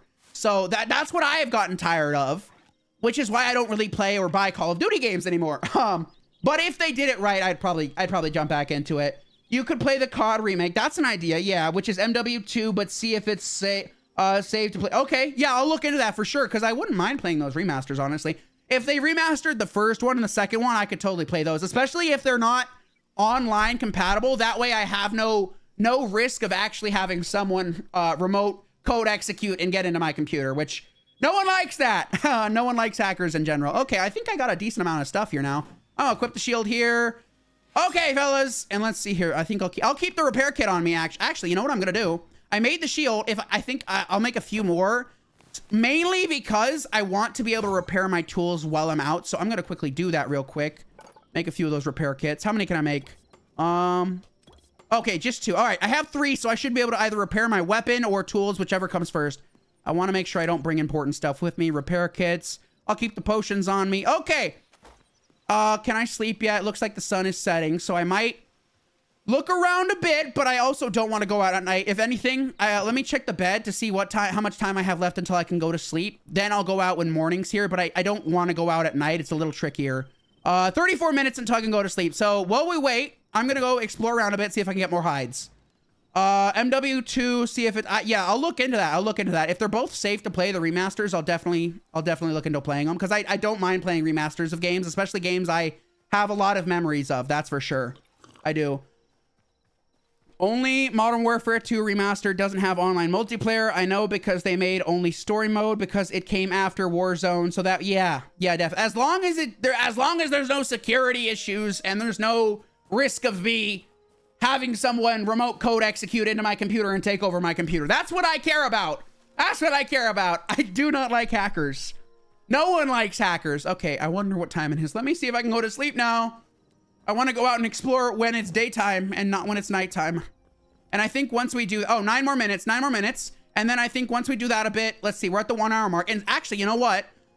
I'm going to sleep and we can switch over to the server and we can get into details about update number 2, the ideas I'm mulling around with my server, its development, how that's going, and all that fun stuff. So night's almost fallen. From there, we'll switch on over to the second section of this live stream. Let's see. How did you play COD World War II? Okay. Oh, actually, it's mainly because COD World War II, actually, I think I got lucky with COD World War II, frankly. Because I did hear the remote code execution hacks were also invading COD World War II, making the online multiplayer extremely dangerous, if not impossible.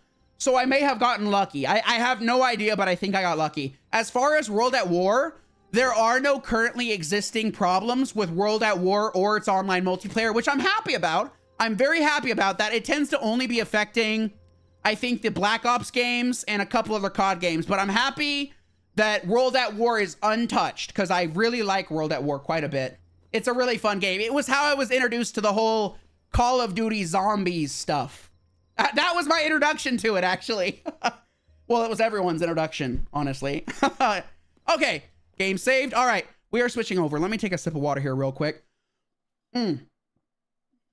This time around, I'm doing much better at not going through my water as fast as I was last time. Okie dokie, switching on over. Main menu. So, first things first, I did switch over my hosting service to Bisect Hosting from Shockbyte, mainly because of the reviews and research I did regarding the quality of service, customer service, and a bunch of other things people had to complain regarding Shockbyte.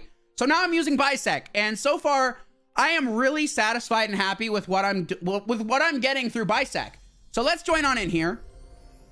So like I said, I've been working with someone to help me write permissions and stuff like that. He helped me out a lot. I really do. Big shout out to you, my friend. Thank you so much for the help. I do appreciate it. He got that all set up for me. I'm really happy about that. The thumbnail of this live stream also does include jar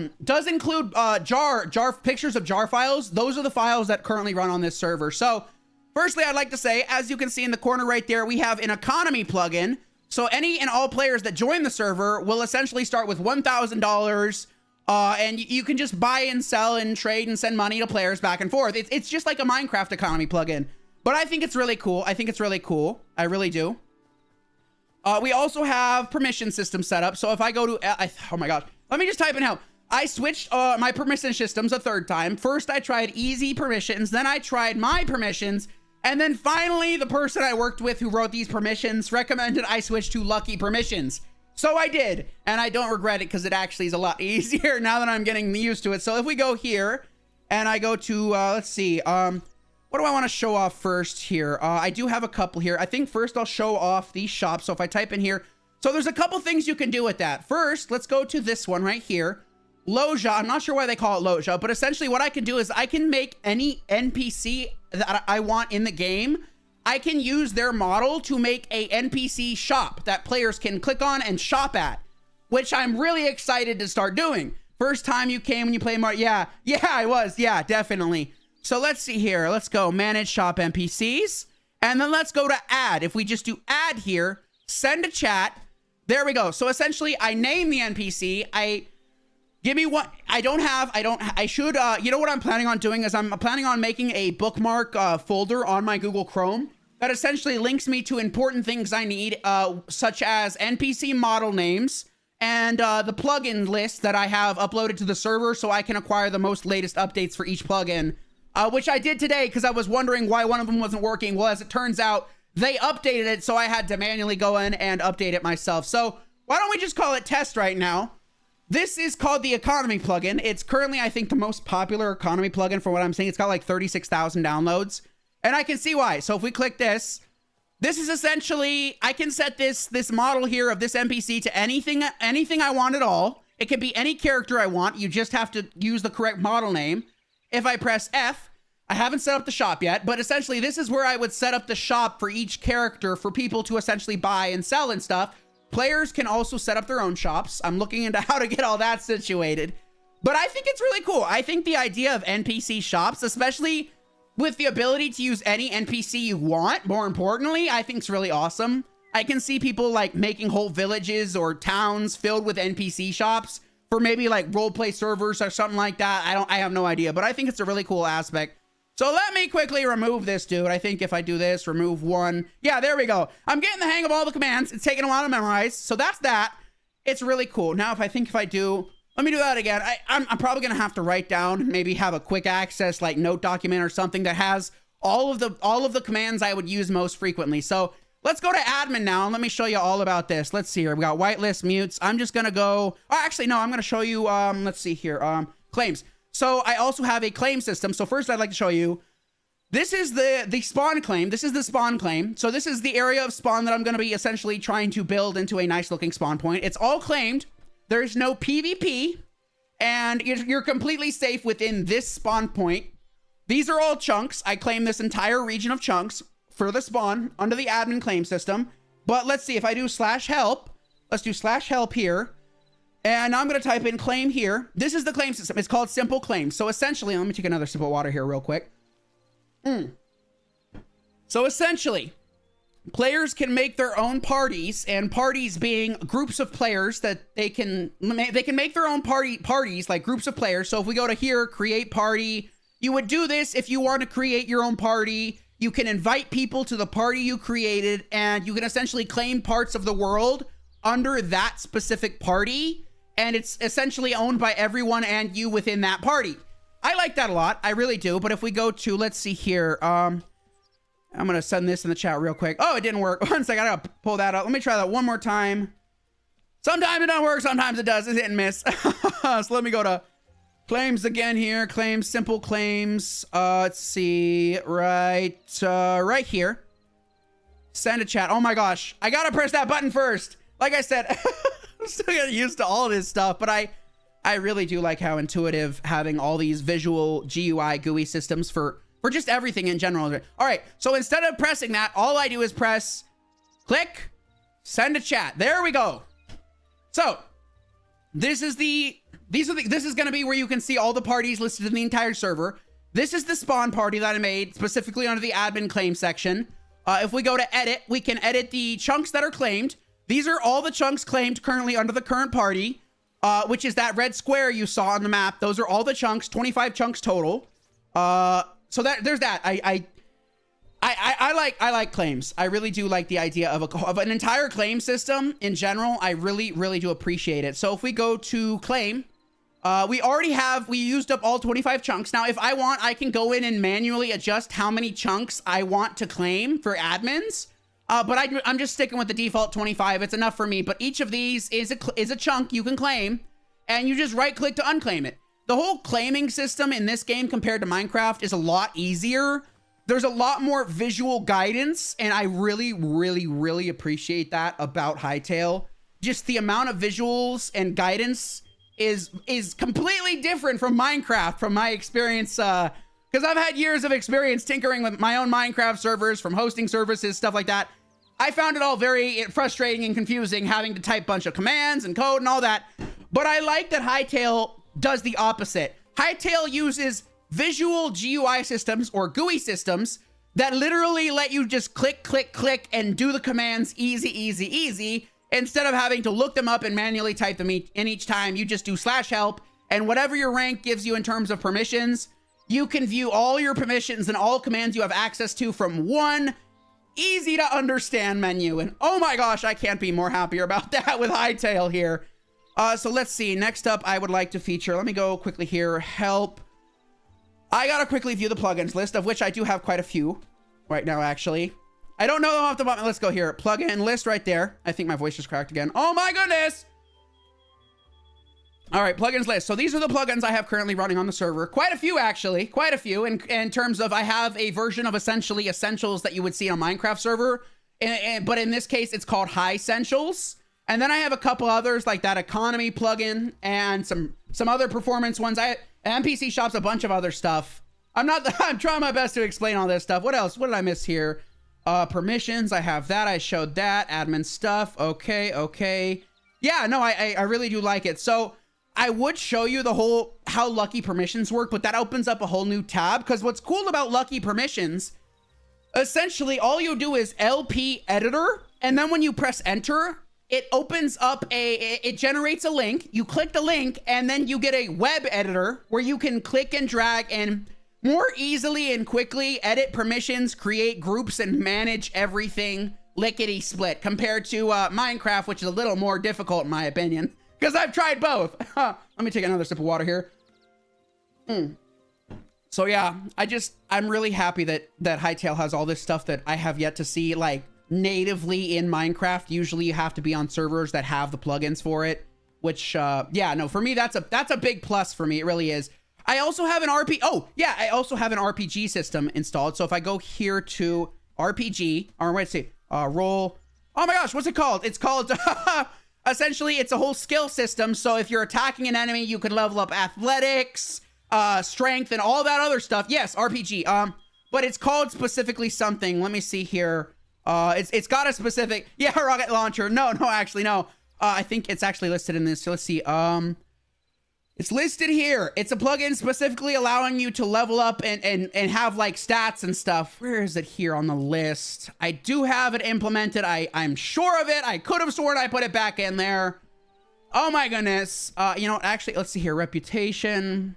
Oh my goodness. What was it called? Starter kits, overstacked. Oh yeah, right there. Zuxawa RPG leveling. So I'm gonna do that. Help.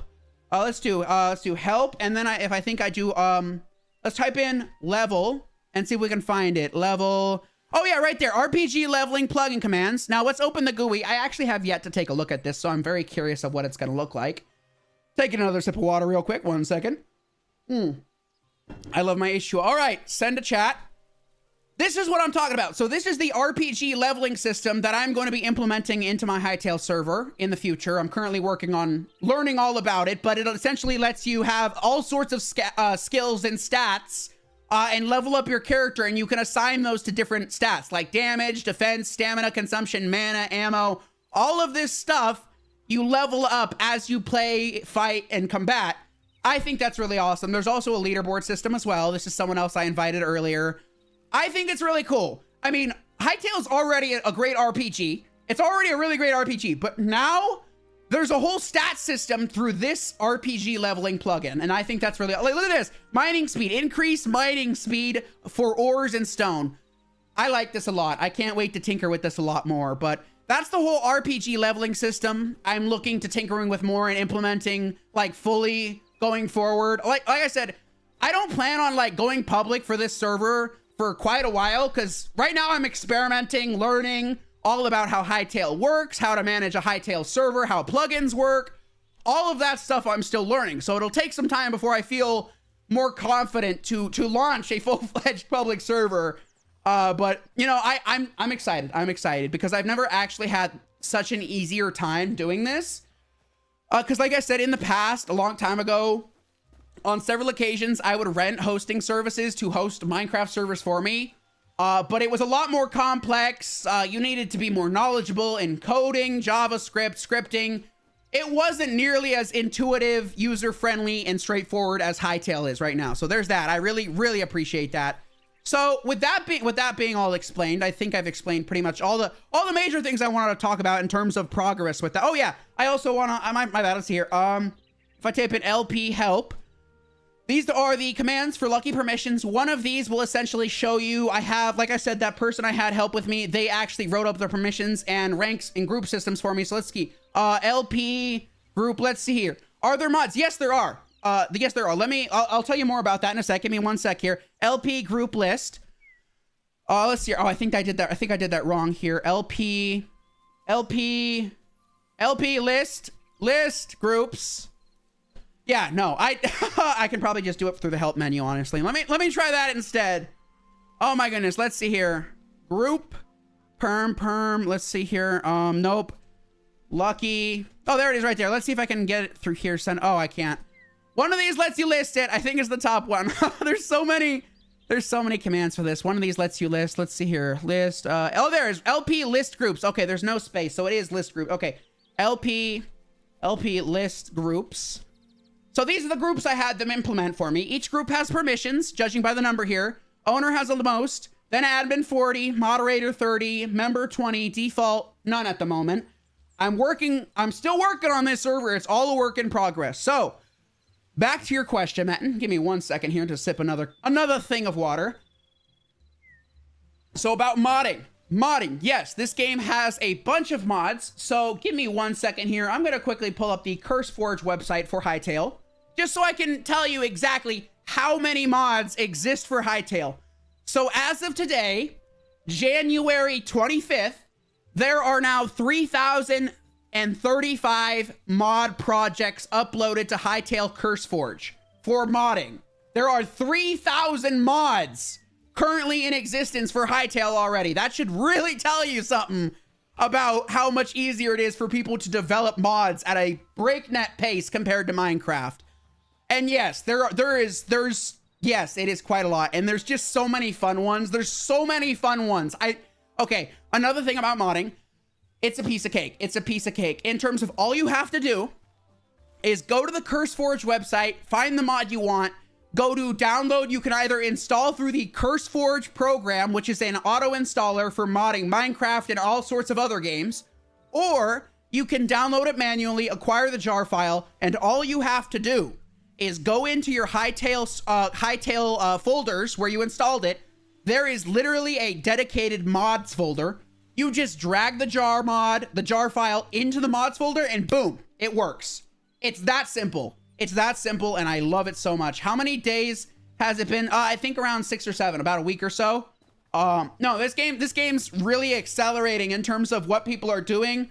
I mean, update 2 is already here, which really tells you how hard the developers are working to make this game incredible super fast.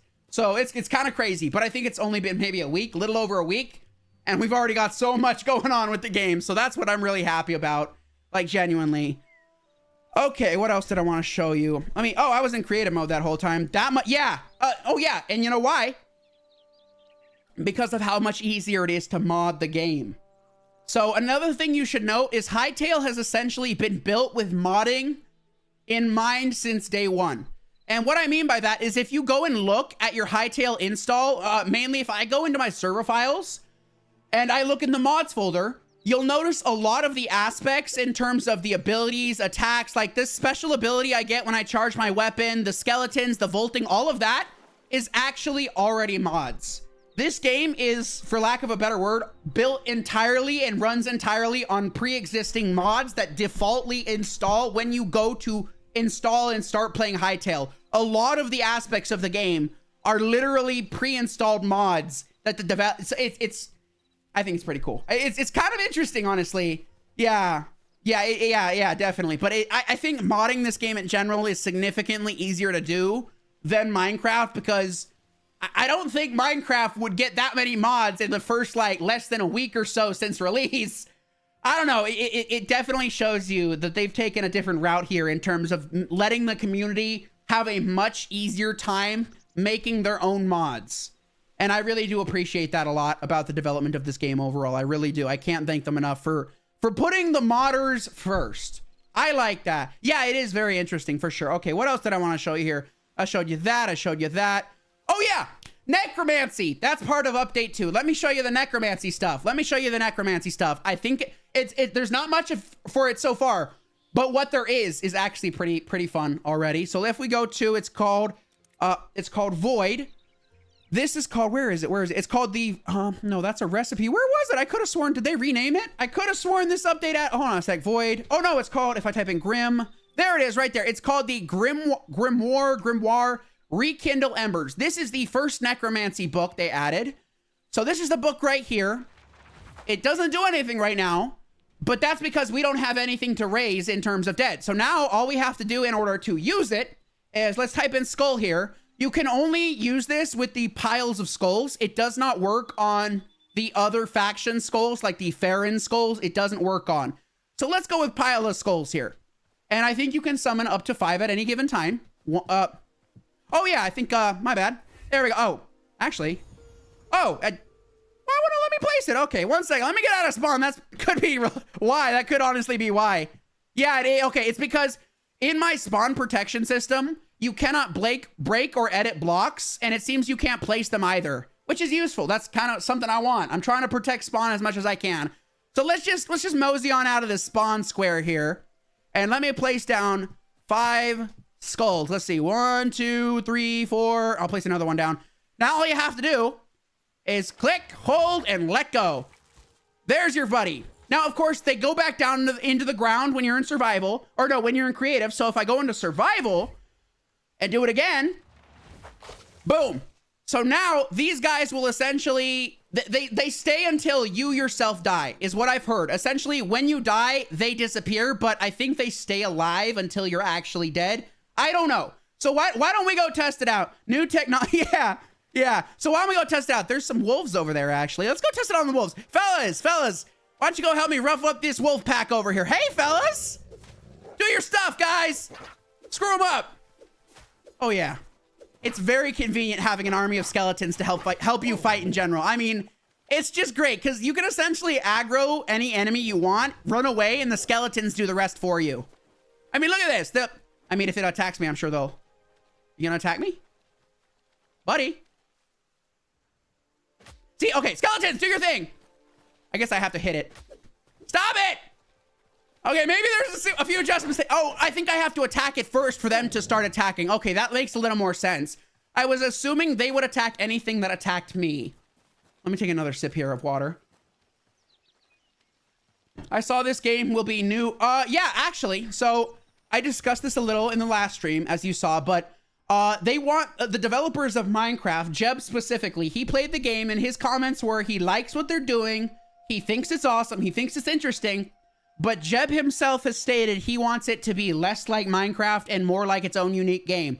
And the developer's response was, yes, you are probably right. You are correct. It is currently in the state it's in, very similar to Minecraft.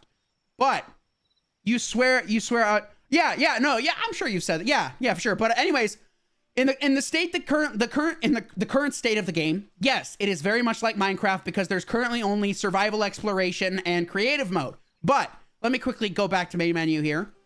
What will differentiate this game from Minecraft in the future? If we go to worlds and we go to create new, right here, adventure mode is essentially going to be a story mode that they want to introduce into the game. It's a full-fledged story mode. They want to introduce a story mode. I think that would be really fun and help differentiate this from Minecraft.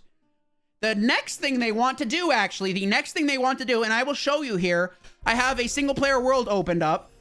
Another part of the update was that they implemented, one second, let me take another sip of water here.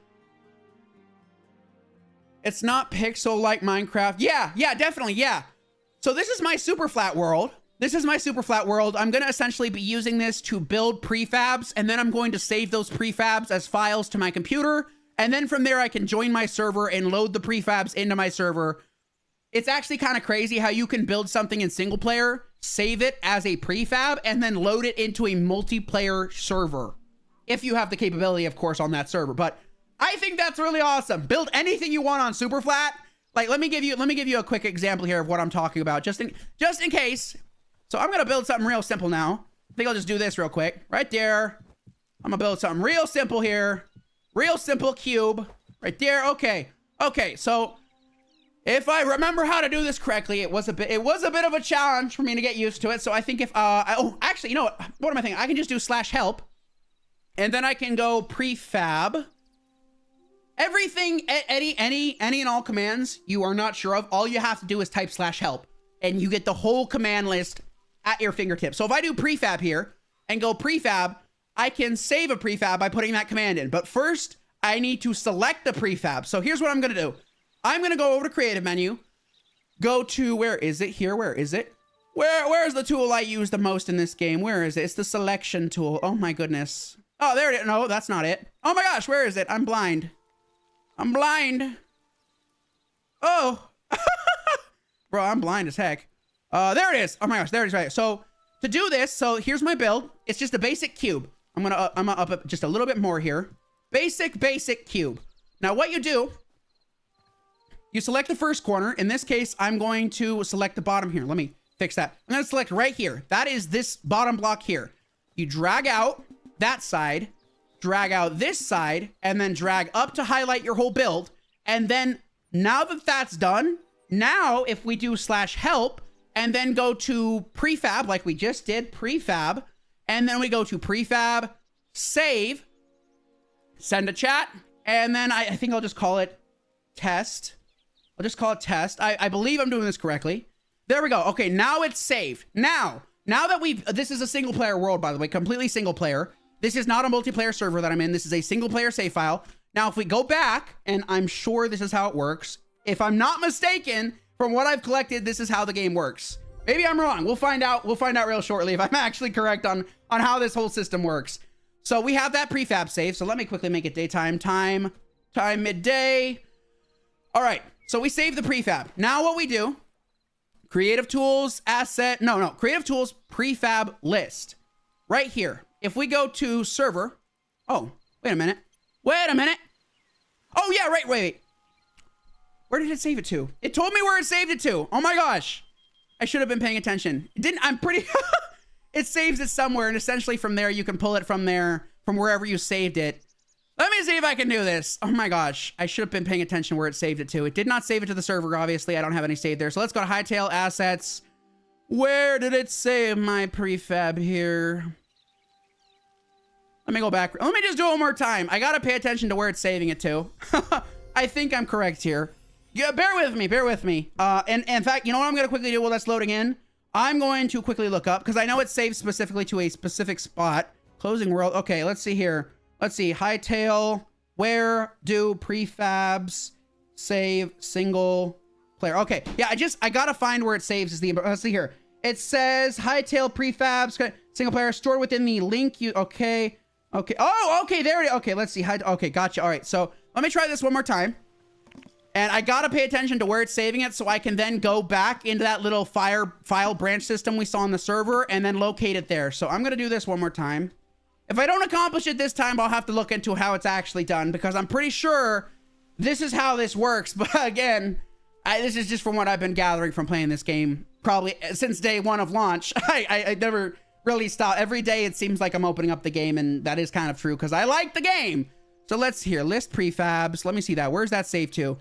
Okay, it's saved under assets, but let me see where it's saved to. If I go back to help, where did it save that to? I'd like to figure that out because wherever it saves it to is where you want to pull it from. So let's go to prefab, save, send, and I'm going to call it test 2. Save selection prefab. Okay, so it saved it somewhere. Now, where did it save it is the question. It says it here. It's saved under user data, saves, world name, prefabs. Okay. So now I'm going to go back to help here. Help. And let me do that one more time. Prefab. Oh my gosh. Oh my goodness. Prefab. There we go. And let's go to list. That lists it there. Okay. Let's see here. Shows instead of store type. Okay. Go back. Let's go to prefab. All right. Let me just list that. Send a chat. And then from here, it says it's stored under Hytale user data, saves, prefabs. So this is the file management system right here, by the way. So if I go back here, oh my gosh, Hytale, oh my goodness, saves. Clearly, I got some work to do in terms of remembering where stuff is saved. Oh, right there, there it is, right there. That's what I'm talking about. That's what I'm looking for. That is what I saved. That's what I saved right there. So this is the thing right here. So this thing right here, that's the prefab I saved. So now all I really have to do is go back to my server, find specifically where that was saved, and then upload it. I mean, it can't be that hard. It can't be that hard to get down. So now I'm going to go back to main menu. Let's try it one more time. If it doesn't work, I'll move on to the final bit of information about this update, that being the new character customization options. Okay, servers, Realm of Cats. Let's try this again. Oh my goodness. Okay. All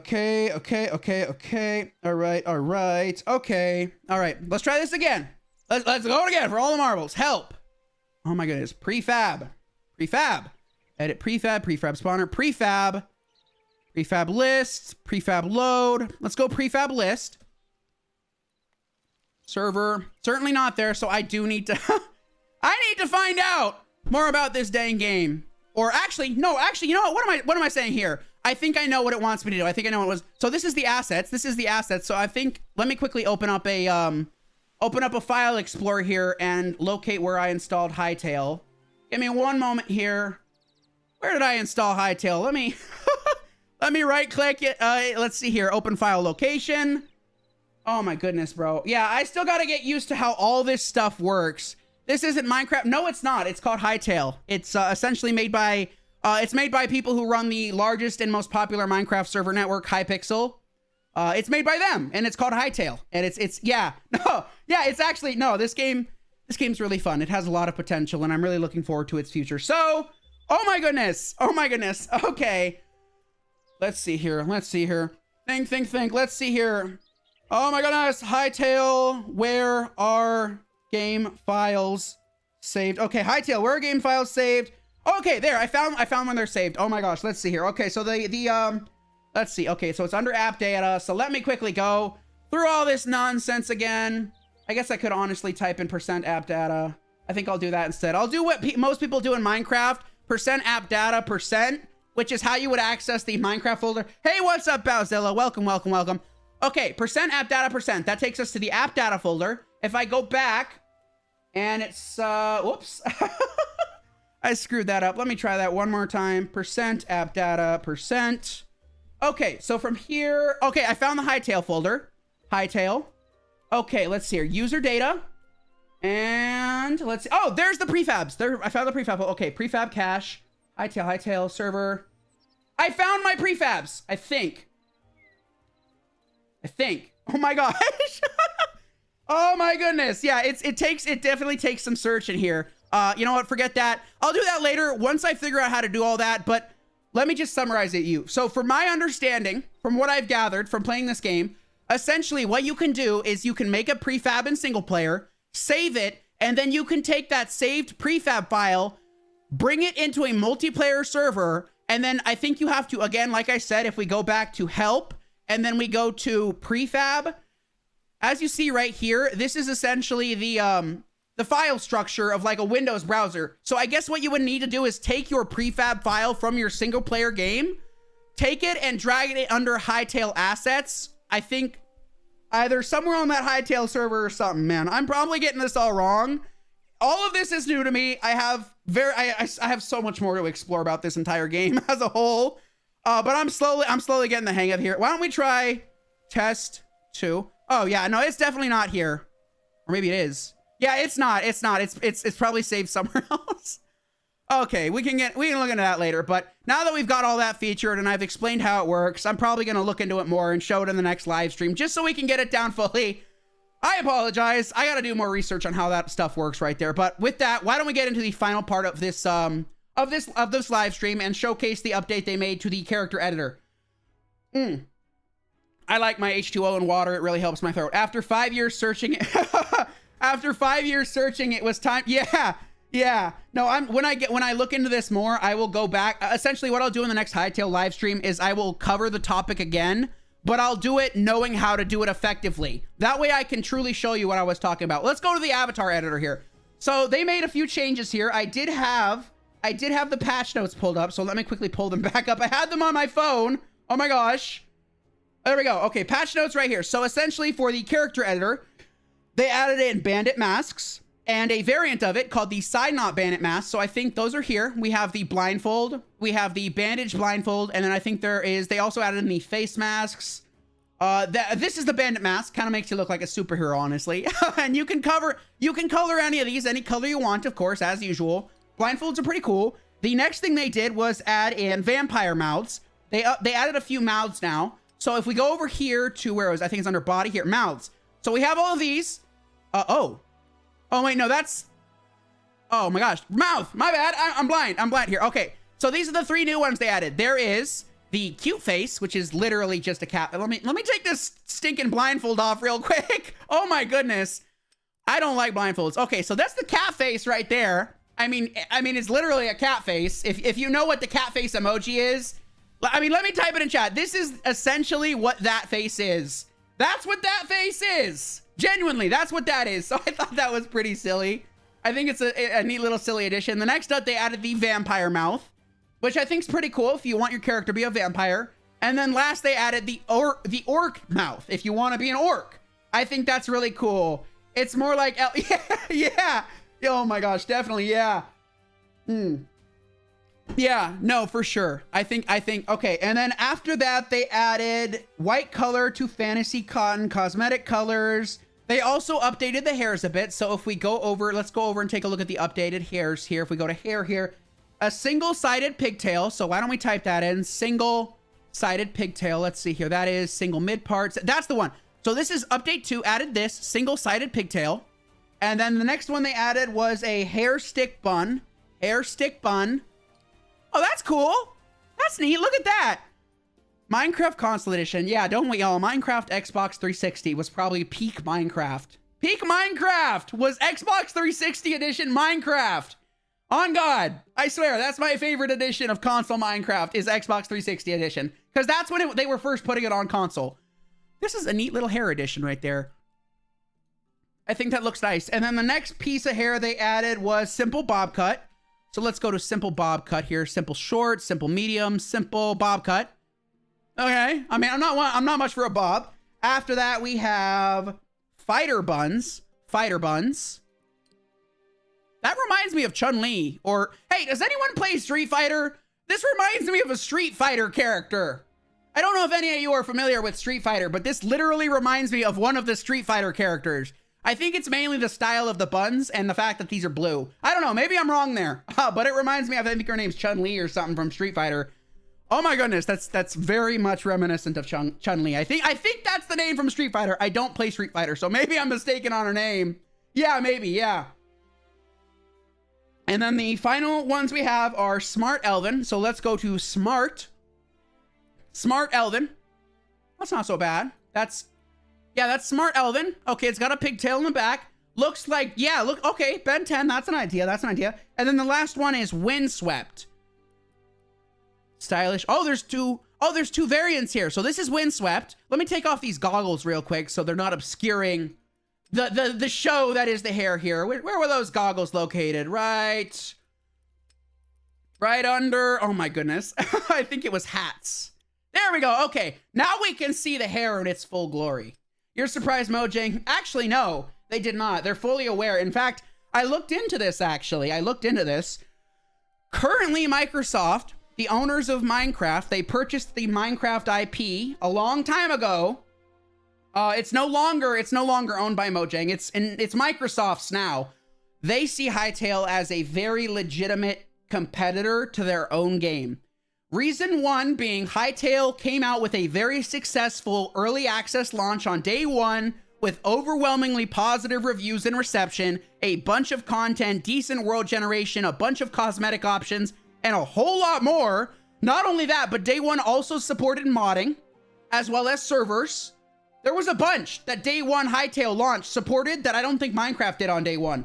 The second thing is Hytale, as I said previously, is managed and created by Hypixel Studios. They are the sister company of Hypixel Inc. Hypixel Inc. owns one of the largest Minecraft server networks known as Hypixel. And the reason Microsoft sees that as a challenge is because they're fully aware that Hypixel Studios already has a massive player base behind the Hypixel Minecraft servers. So they're fully aware that out the door, there will already be a large number of people willing to buy it on day one and support it on day one, no questions asked. So they're fully aware of that. So they actually do genuinely see Hytale as a decent, legitimate, possible competitor for their own game.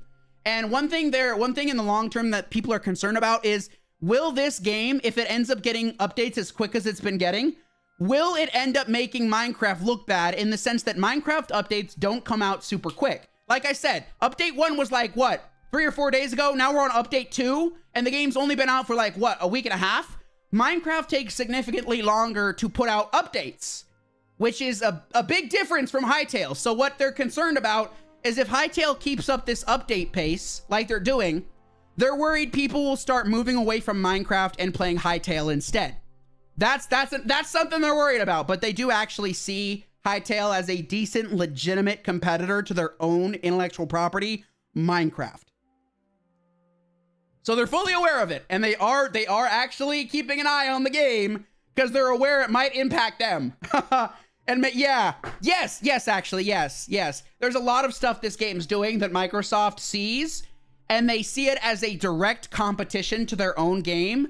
And if anything, now they're thinking, we have to step up our game. We have to start updating the game, changing how we think and go about developing Minecraft to keep up with the popularity and fast support and updates that Hytale is doing. So they do see it as a direct competitor. They really do. I looked into it. Xbox Minecraft got updated. Yeah. Oh, I'm sure of it. Yeah, I'm sure of it. And that was, are you talking about the 360 edition? I don't doubt that. I don't doubt that at all. I really don't. Okay. Yeah, no, but they are fully aware of this game, and they do actually see it as a competitor. They really do. And then let's see. They added a new armor slot. toggle next to equipped armor. That's for the game itself. And then it's a bunch of gameplay balances beyond the cosmetics things that we just looked at here. They also implemented World Gen V2 documentation.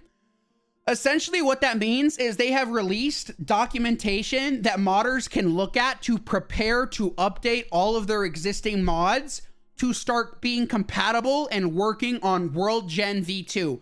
World Gen V2 is the new version of the world generation engine that Hytale will eventually start using. So why don't I show you that actually? Because they actually, in the update post, in the patch notes, they implemented World Gen V2 into some of the pre-existing worlds in creative. So you can get an idea of how it looks. So firstly, why don't we go here, creative tools, worlds, instances. Oh, whoops, I gotta op myself. So crazy thing is you actually have to op yourself in single player too in order to use certain things, which I think is kind of odd.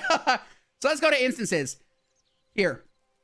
All of these are different saved worlds and instances that you can visit in your own single player world. I discovered this like a day or two ago. I think it's pretty kick-ass, honestly.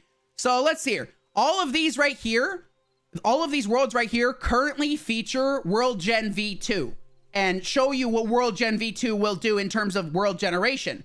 So before we do that, I want to quickly show you around my server because my server is running on World Gen V1. And then we'll go over and I'll show you the big difference here. So let's go back into creative. Let me go time, midday. And then let me fly around a bit. So for a moment, fellas, just take in the scenery and tell me what you think of the world generation so far. So here we have, this is the generation so far. This is what we got. Let me increase my fly speed so I can really show you around real quicker. So this is how the world generates currently. As you can see, there's a lot of flat land. Now, not necessarily permanently flat, but you don't see complex, huge mountains and structures.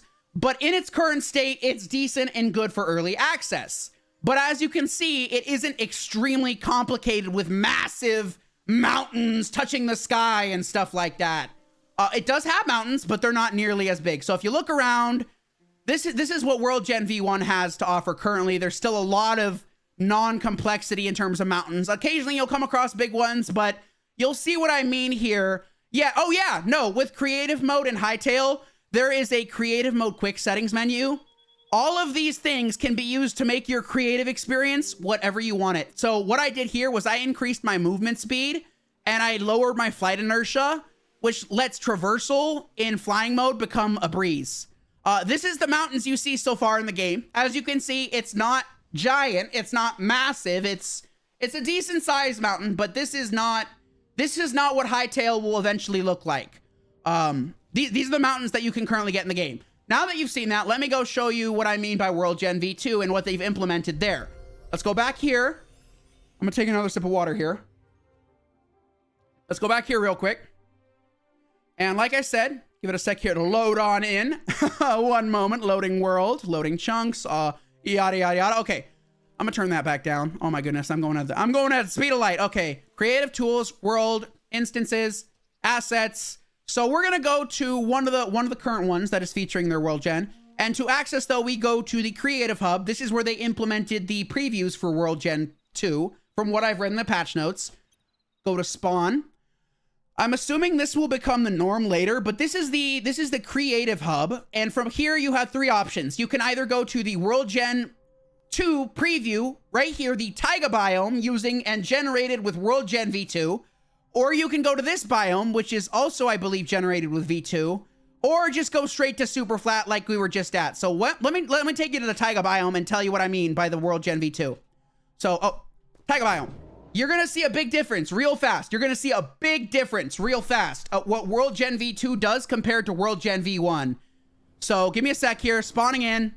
Okay, so this biome is entirely made using World Gen V2. As you can see, there's already a massive difference with how it generates your worlds. Like genuinely, there's a massive difference with the structures and everything else that World Gen V2 does compared to Gen 1. Things get way more complex. Mountains get massive. Forests get very big. It's incredible what World Gen V2 will be doing for Hytale once they fully release it. But these are just previews right now. This is just preview. You can only see this in these preview worlds. But as you can tell, there's a big difference between how that world on my server is generated and how World Gen V2 will be generating future worlds. Like if we go over this way, as you saw, there's already huge, massive mountains, which was not in my server, by the way, because that's Gen 1. This is Gen 2, already making these huge mountains, which I think is incredible, honestly. Also miss 4J Studios. Sorry, what's 4J Studios? I've never heard of it. Oh, dragons. Apparently there's dragons in this world too. Hello. Fascinating. Look at that. Yeah, no, but I think World Gen V2, it looks incredible with what it generates. I mean, these are massive mountains and just all the landscape is huge exponentially. It's kind of crazy. And I think it also changed the way the caves generate. Let's take a look here. I don't think I have no clip on, actually. Let me turn no clip on real quick. I don't think I have it. There we go. Enable no clip. So I think it also changes cave generation. So as you see, let me pull out a torch here as well to give myself a light source. One moment. Let me just type in torch instead. Oh my gosh. Torch. I'm gonna go with Lost Civvy torch. So cave generation is updated as well. Oh, I don't think it's actually oh, it is working. It's just not much. So cave generation also seems to be getting an update with World Gen V2. As you see, these caves are a lot more complicated, bigger, and not nearly as tube-like as you saw in my server.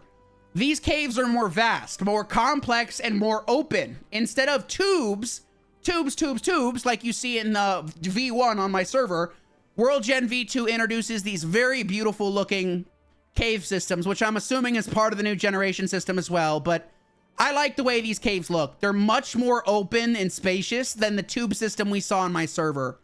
I like it a lot. I really do. I really, really appreciate that.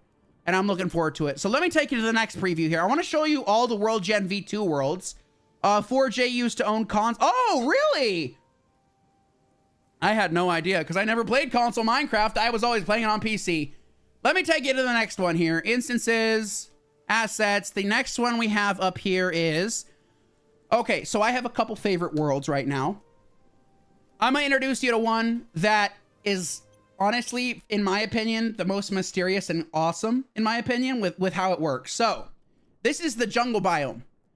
Go ahead and tell me what you see. What do you guys see? This biome is called the jungle. This is the jungle biome. Do you see a jungle? No, you don't see any jungle. You just see dead wasteland, sand, and that's it. As far as the eye can see, there is no jungle. It is desert. It is dead. There is no life. Dead plants, sand everywhere. But there are these things. Now, what are these things, you're asking? These are root systems. At least from what I've gathered, these are giant root systems. Now, why are there giant root systems in this place? Well, each of these roots has an opening, and all you really have to do is jump into the root, follow the tube down. I think hopefully this will take us to where we want to go. Depending on which route we jumped into, they tend to be different. Let's see. It just takes us. Okay, this one seems to be taking us down. This is the underground jungle of this realm. This is what I like. This is an entire underground jungle ecosystem hidden just beneath the deadness and vastness of this desert. All you do is go through a route and you're immediately met with a land of life and lush greenery. I thought that was epic. When I first discovered this, I was mind blown that the entire biome is hidden underneath the sand. I thought that was wicked, but it's essentially just a massive underground forest just beneath the desert sands. I thought that was cool. I really did. You thought it was snow. No, I think it's sand actually, but yeah, no, I really appreciate this for just the fact that, especially coming from someone, if you've never been to this biome and then you join it and you're wondering, well, where's the forest? But then you no-clip down or venture down, boom, forest everywhere. I thought that was the coolest thing ever. I really did. That's what I like most about this area. Let's move on to the next one now. World, instances, assets. Let me take another sip of water here real quick. Next up, we have the temple. Forgotten temple. I don't remember what this one looks like. Oh yeah, no, this is, oh, we already went into this. This is the spawn point for when they implement the story and hub and system. So we've already been here. I'm going to skip over this because we've already explored all of that in the, I think the past 2 live streams. So let's go to the next one. But this is Forgotten Temple here. Let's go to assets.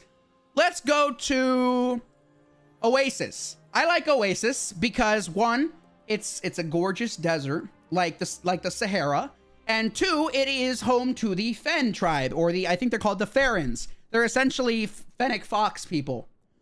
And I also just like the way World Gen V2 has made this world.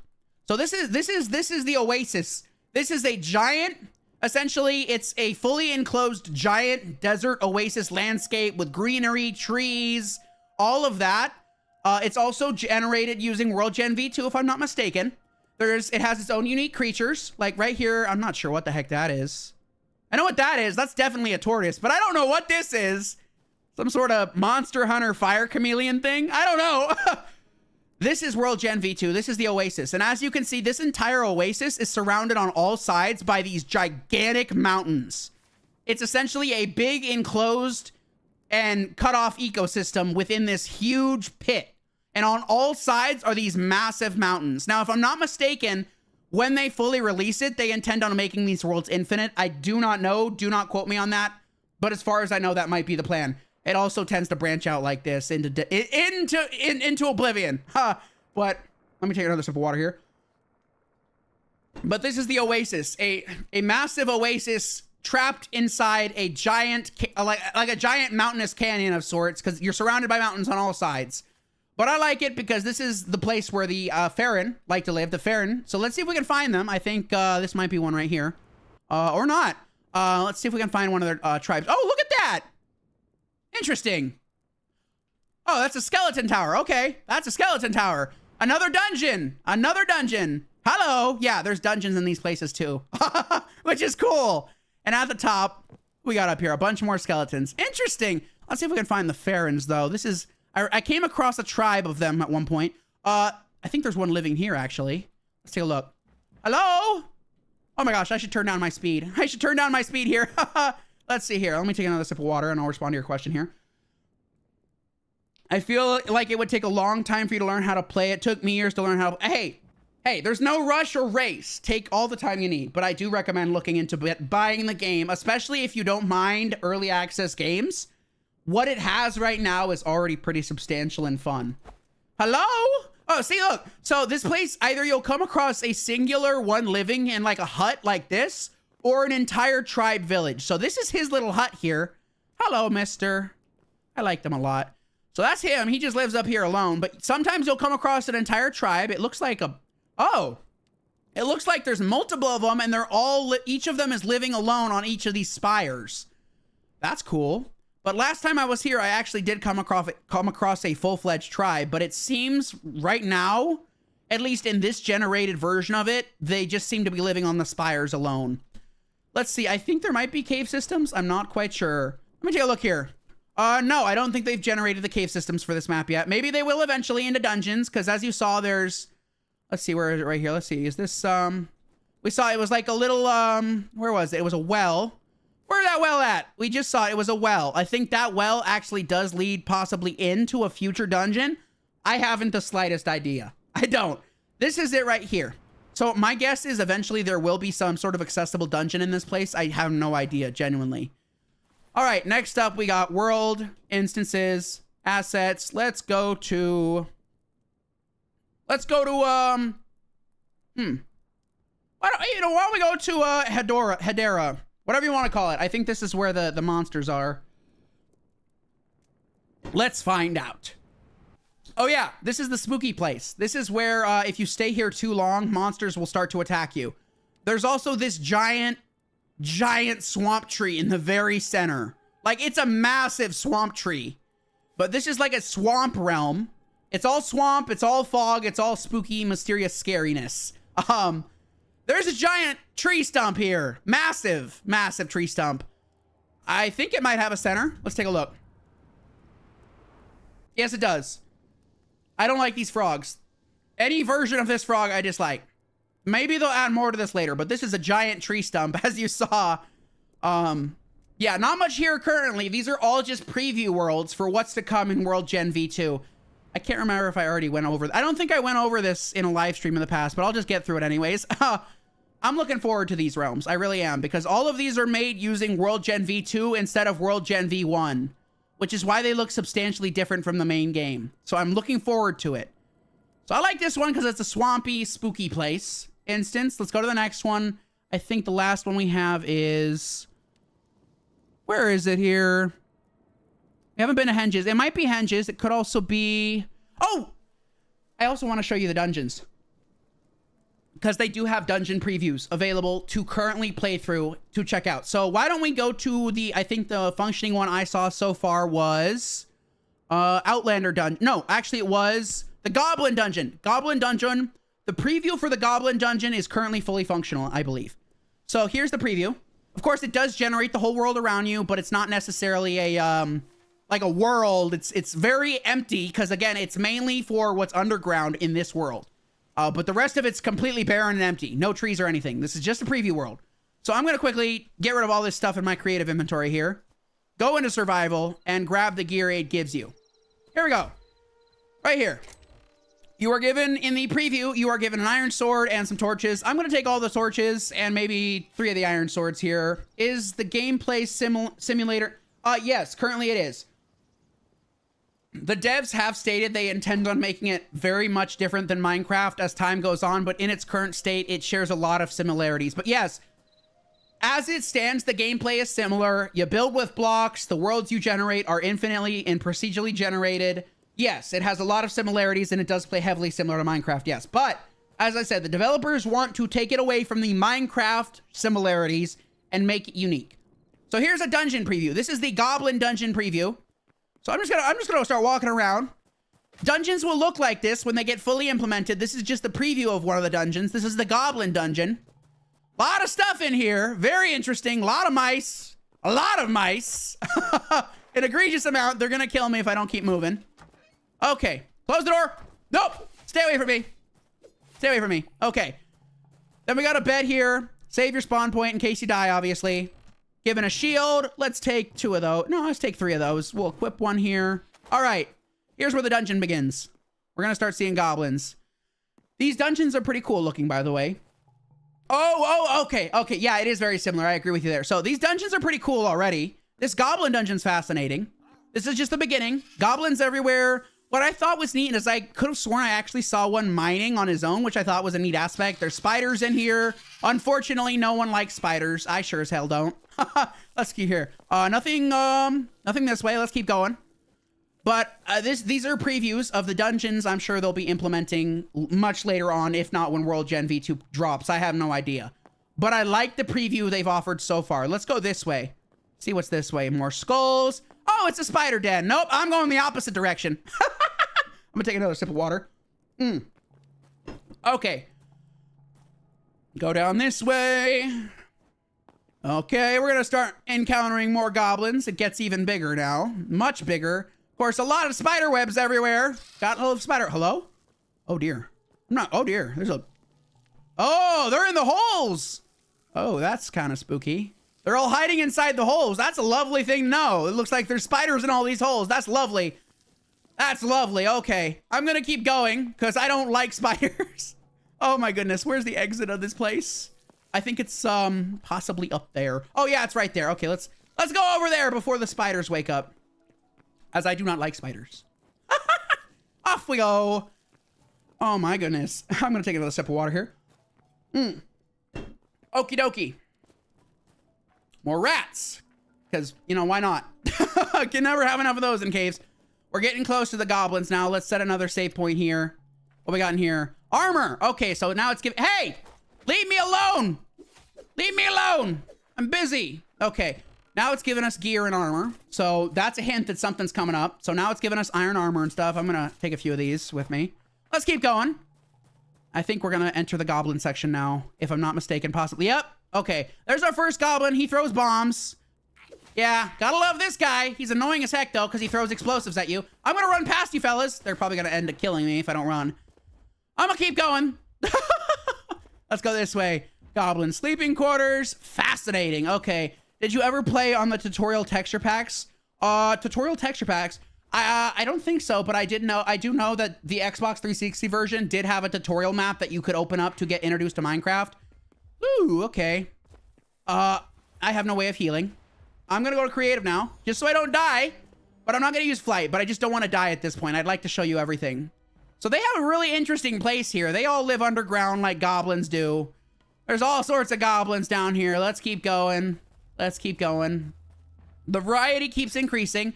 Oh, now it's giving us more armor. I'll take some of those. Even though I'm not going to die because I'm in creative. Why not? Harder goblin variants. This guy, I think, is a leader of some kind. I don't think that's the final goblin boss, though. You're going to see him soon when we get to the very end of the dungeon. You'll see what I mean, but those seem to be more well-equipped and armored goblins. Not necessarily armor. He's got a pot on his head, but I guess it counts as armor. More goblins, and as you can see, goblins like hoarding treasure. Eventually, when we get closer to the boss area of this map, you'll see gold everywhere. Treasure and all that stuff, but right now we're seeing trash and skulls and stuff like that. Let's keep going. More goblins. Goblin homes. Oh, goblin homes. Goblin homes. That's neat. Goblin homes. Xbox 360 was your... Oh, yeah. No, everyone likes the 360. Look at this. I guess this is the living, sleeping, housing quarters of the goblins.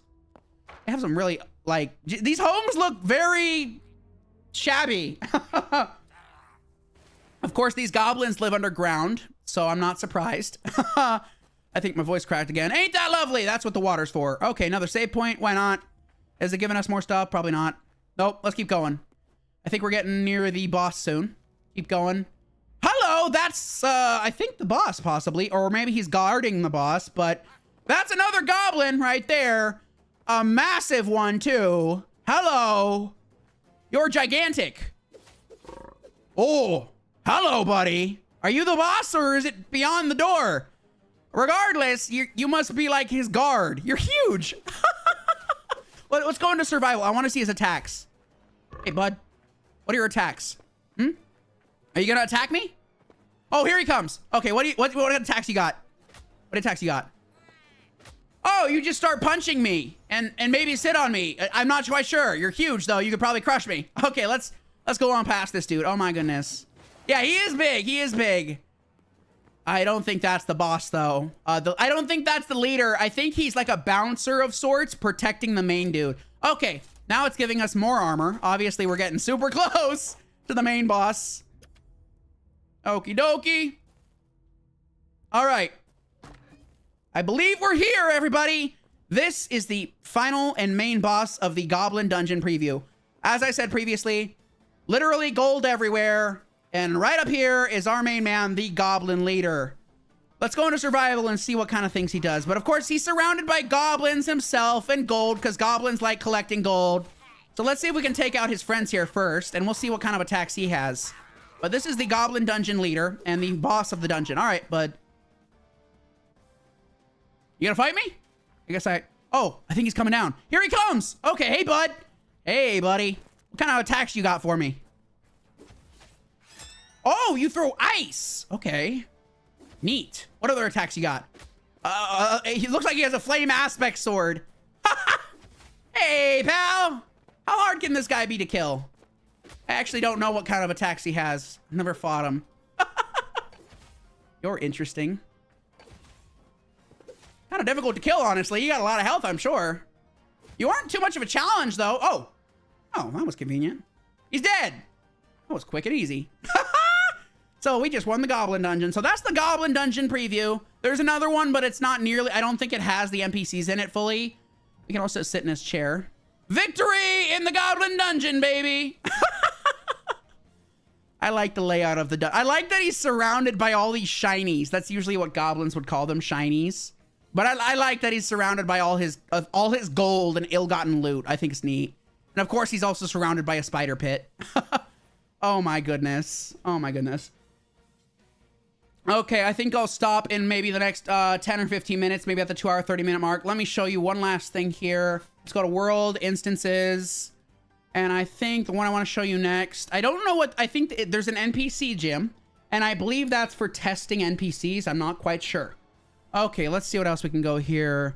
Oh yeah, these are the different zones. I think. Let's go. I don't think I've been to these yet. I've only been to the portal ones. Let's find out.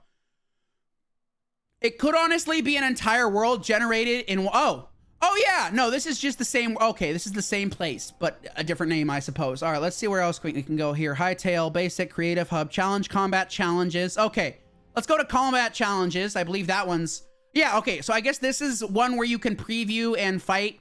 I'm not quite sure why. Well, let's find out. I have no idea. Maybe it's just a challenge arena, perhaps. Let's see what happens when I kill this dude. I haven't the slightest idea. But I do like that there's all these previews you can look into just to get a feel of what's to come in the game in the future. And I believe a lot of these previews we're looking at will be implemented in the future. I don't doubt that. Hey, bud. Oh my gosh. Okay, you have a spin attack. Oh, that was easy. Okay. That might be the whole preview, honestly. Let's see here. Yeah, I think that's the entire preview as it stands for this area. Maybe there's more. I don't know, but that seems to be it. Let's just fly around real quick. Yeah, I think that's it right now. A lot of it's bare bones preview stuff, but it's still pretty neat to be able to get a feeling of what they're going to be adding later. Let's look at one last thing before we end it here. Let me take another sip of water real quick. Why don't we look at Dungeon Outlander? I don't think that one's fully... I don't think the NPCs are in this one yet, but this one's an Outlander dungeon. The Outlanders are another faction in this game.